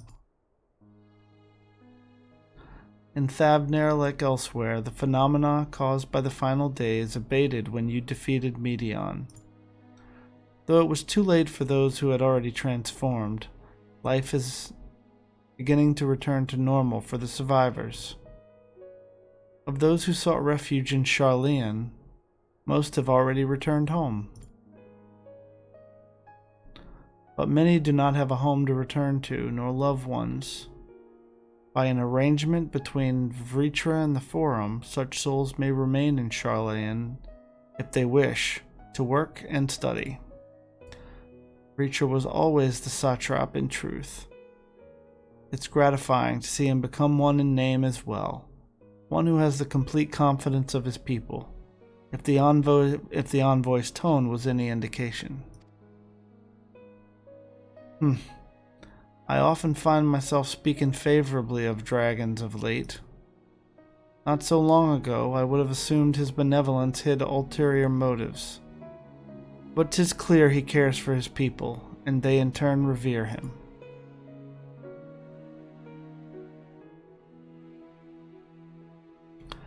To know such a nation may flourish is comforting. Vritra's kin sought release from conflict. So weary were they of the suffering it wrought, they surrendered to oblivion. But Midgard-Sormr didn't give up. In hope, he made the journey to distant Aetheris with his clutch of eggs. And though his progeny went on to be embroiled in conflict with men, there were times when they transcended hatred to abide in harmony. That is their legacy and their triumph. In my lance I feel the weight of their struggle and the strength of their resolve, and it lends me strength.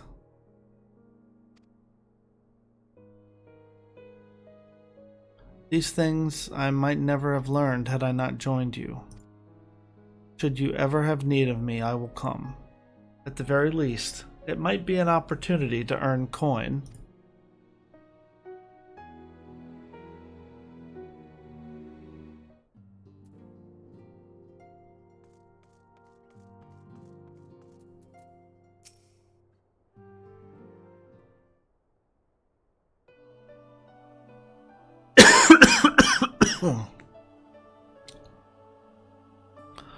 Oh, are we saying our farewells too? I hadn't at present planned on a journey of any great length. Not that I am averse to a moment or two of quiet reminiscence. In fact, there was something I'd been meaning to ask you. Something that has been in my thoughts since the last flames of the final days subsided.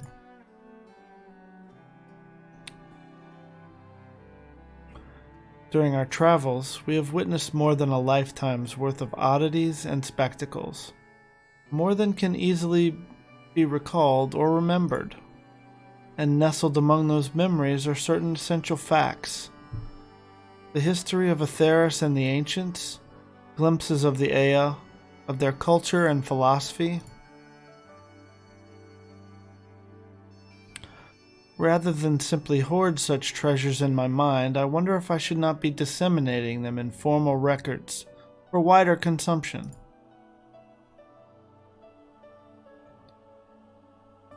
When needed, I have penned reports and prepared briefings, but ever have I balked at the idea of binding the subject of my studies in a book or tablet. Truth is given shape and interpretation. When we seek to capture it with our words, it is invariably molded to fit a narrative, no matter how well intentioned the rendering. An event is described as sad, a summation which fails to express the emotional complexity. Yet the word on the page is what endures, a pale shadow of reality. Throughout history, some have deliberately embellished the truth, but I believe many, if not most, deviations are the result of similar linguistic shortcomings, piling one upon the other until the end result is unrecognizable from its origin. Which is why I fear that writing an account in my own words would be akin to diluting fine wine with water. Yet even with the potential for corrupted meaning, I do of course realize the importance of keeping written records. Without them, my search for wisdom would be a painful affair indeed. But what say you on this matter? Should I take up the quill, reflect upon those experiences only we have shared, and seek to preserve them for posterity?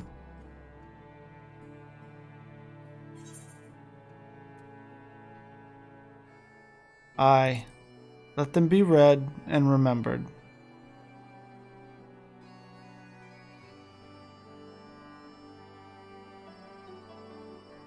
Very well then.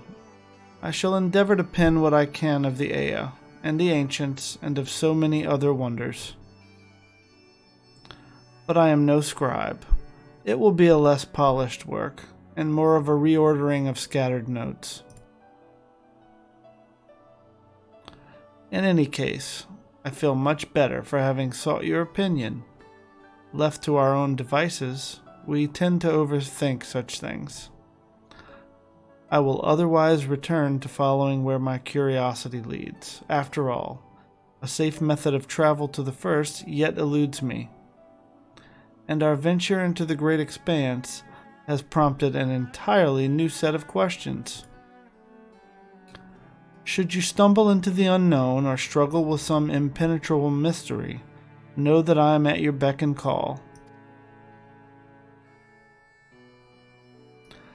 It never hurts to see things from a different perspective, and mine is rather different than most.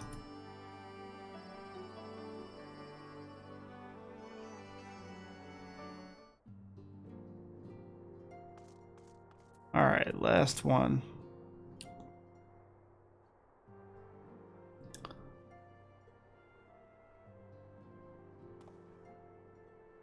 Oh, Augustine, might you have a moment to talk?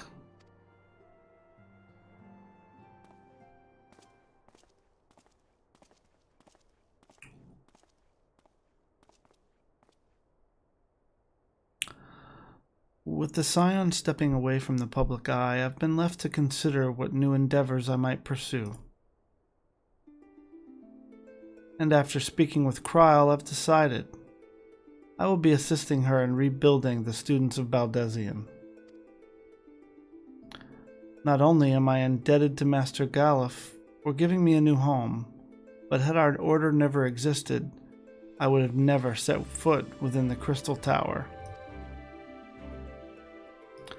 How different my life might have been. I would have never met you, never become caretaker of the tower, never become a Scion.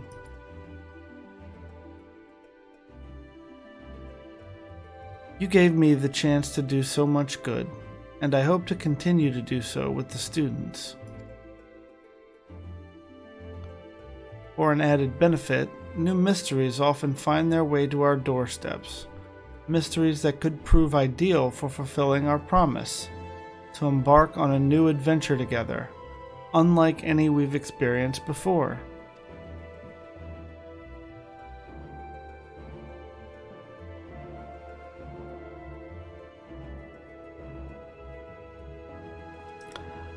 Whenever you have the time and inclination, my friend, I stand ready to accompany you into the unknown. Do you recall in the realm of the Omicrons when I asked if you thought I may someday be mentioned in your epic? While 'tis true that to earn a place at your side would be the stuff of dreams, in the end, nothing would give me greater joy than to stand with you in the here and now. It needn't be some grand endeavor. There needn't be a promise. Whenever adventure calls, I won't hesitate to invite you, and I hope that you will do the same for me. Without a second thought,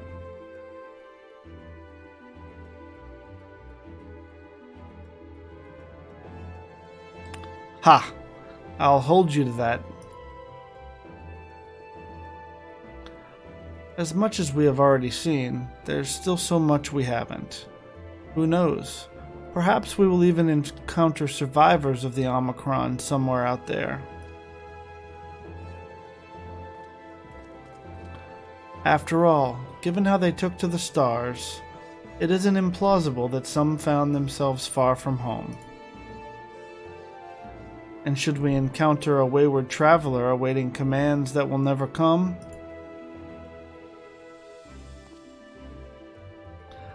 I would bid them seek adventure with someone, and with that partner find new purpose, a new dream. For if crystals can hold fast to dreams, why not Omicrons?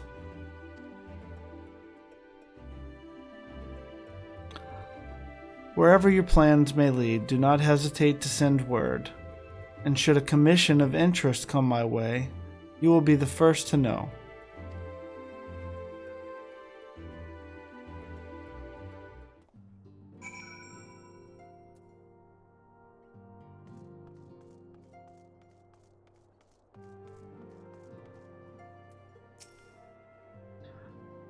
spoken your fill, have you? If so, I'm thinking to send everyone off. Leave the rising stones? Yes. With your permission, then. Your attention, please. At risk of spoiling the mood, the time of departure is upon us. In my capacity as your receptionist, I bid you all safe journeys. Till next we meet. Be well.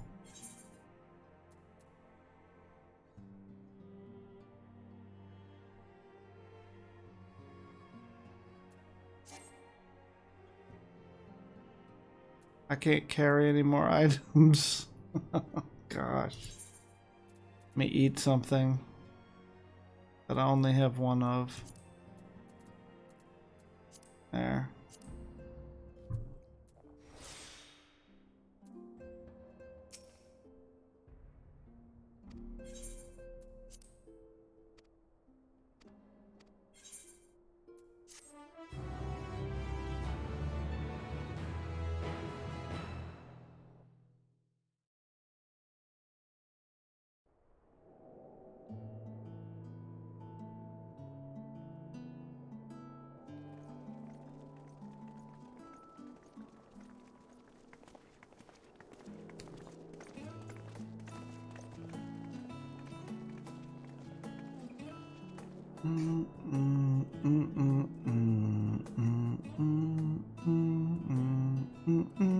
I suppose we're off to Garlemald then. Though we ought to speak with Lord Emmerich first. If he's received word of any recent developments, we need to know. 'Twould be prudent to purchase some warmer clothes at least. Mayhap we can pick up a few souvenirs for Euless and the others while we're at it. Where will you all be heading next? Dravania, there is a book I've been meaning to borrow from the Great Google Library. And I can think of at least one person who will be most displeased should I fail to visit before leaving. We've no particular destination in mind, but we do intend to stop in Sharlayan before we set off. We had thought to ask after the Loperids. I am curious as to how well those who chose to remain are adapting to their changed circumstances. Might we accompany you then? Raha and I were planning to return to the Baldessian Annex. Commissions have been piling up in our absence, and they must be dealt with ere we begin our work in earnest. Estinian, you will return to Radzat Han, will you not? Aye. For Vritra's benefit, though I've yet to hear the details. I may not stay long. I see. Then it is here the Scions at last part ways, each to some far-flung corner of the realm.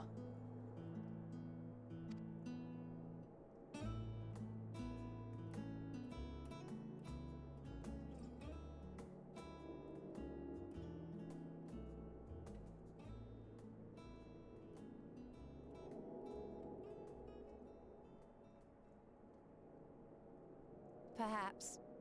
But I believe one of our number, a rather important one at that, has yet to divulge his plans.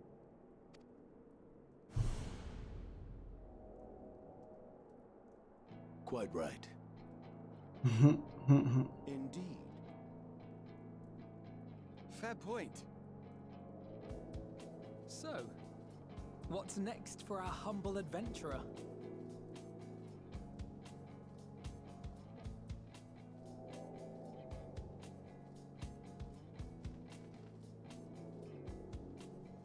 Whoa.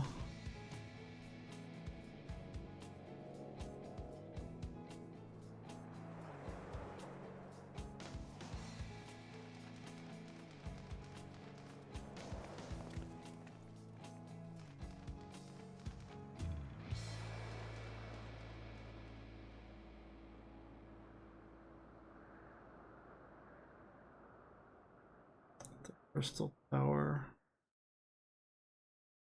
And Medion. Stand tall, my friend. Our journey will never end. Nice.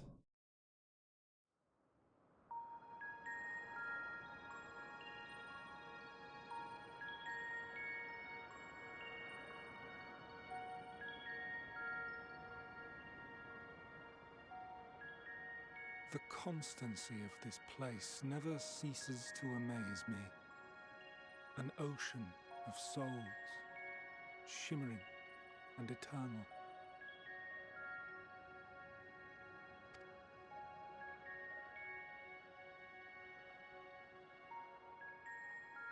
And yet, something stirs. Yes. Steeped in darkness, deep as starless night, the beast hungers. Alas, I dare not investigate in earnest before the coming of my guiding star, as he foretold.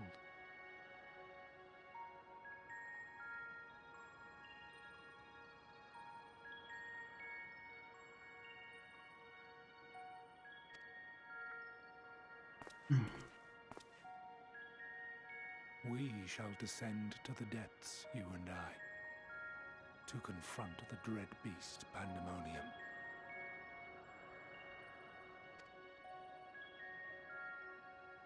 Oh, the sights we shall see.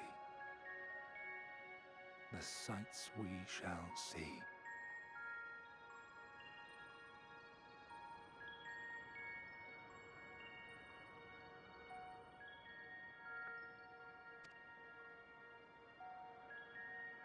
Getting late.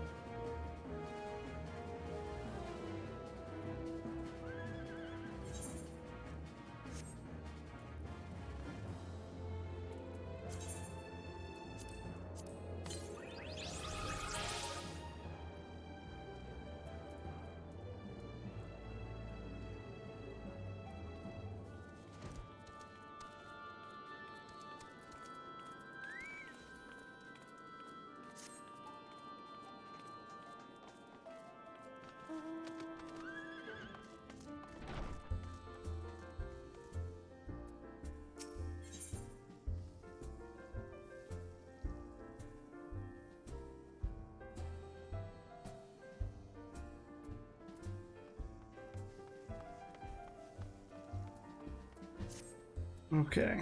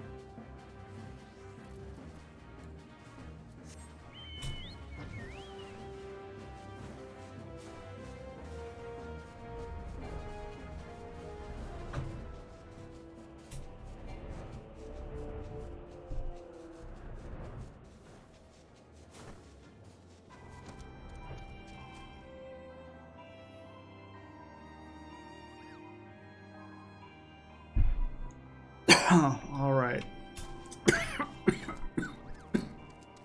It is very much bedtime for me.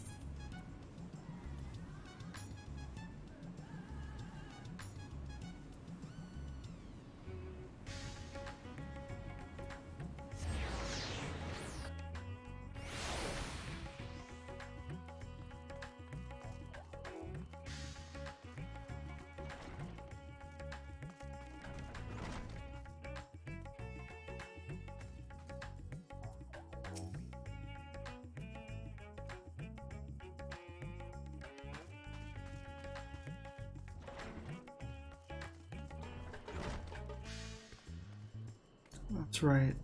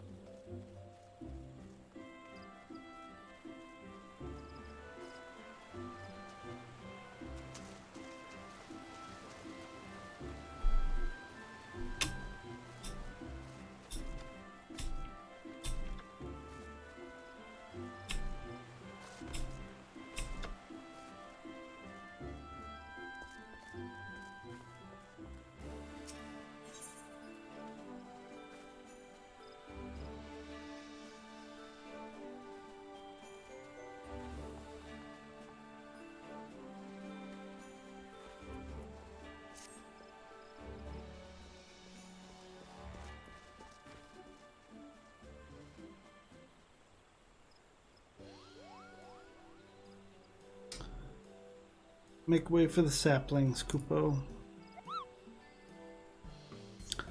We've had plenty of practice cultivating our garden, so selecting must matter. That was the hardest work thing. Do it enough times. The great one should.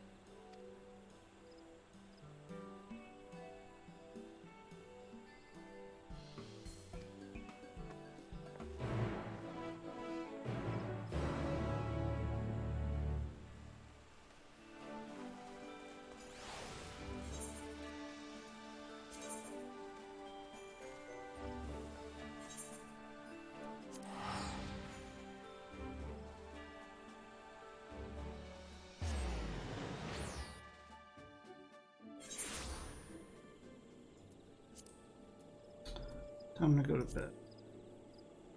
Good night. I'm sleepy.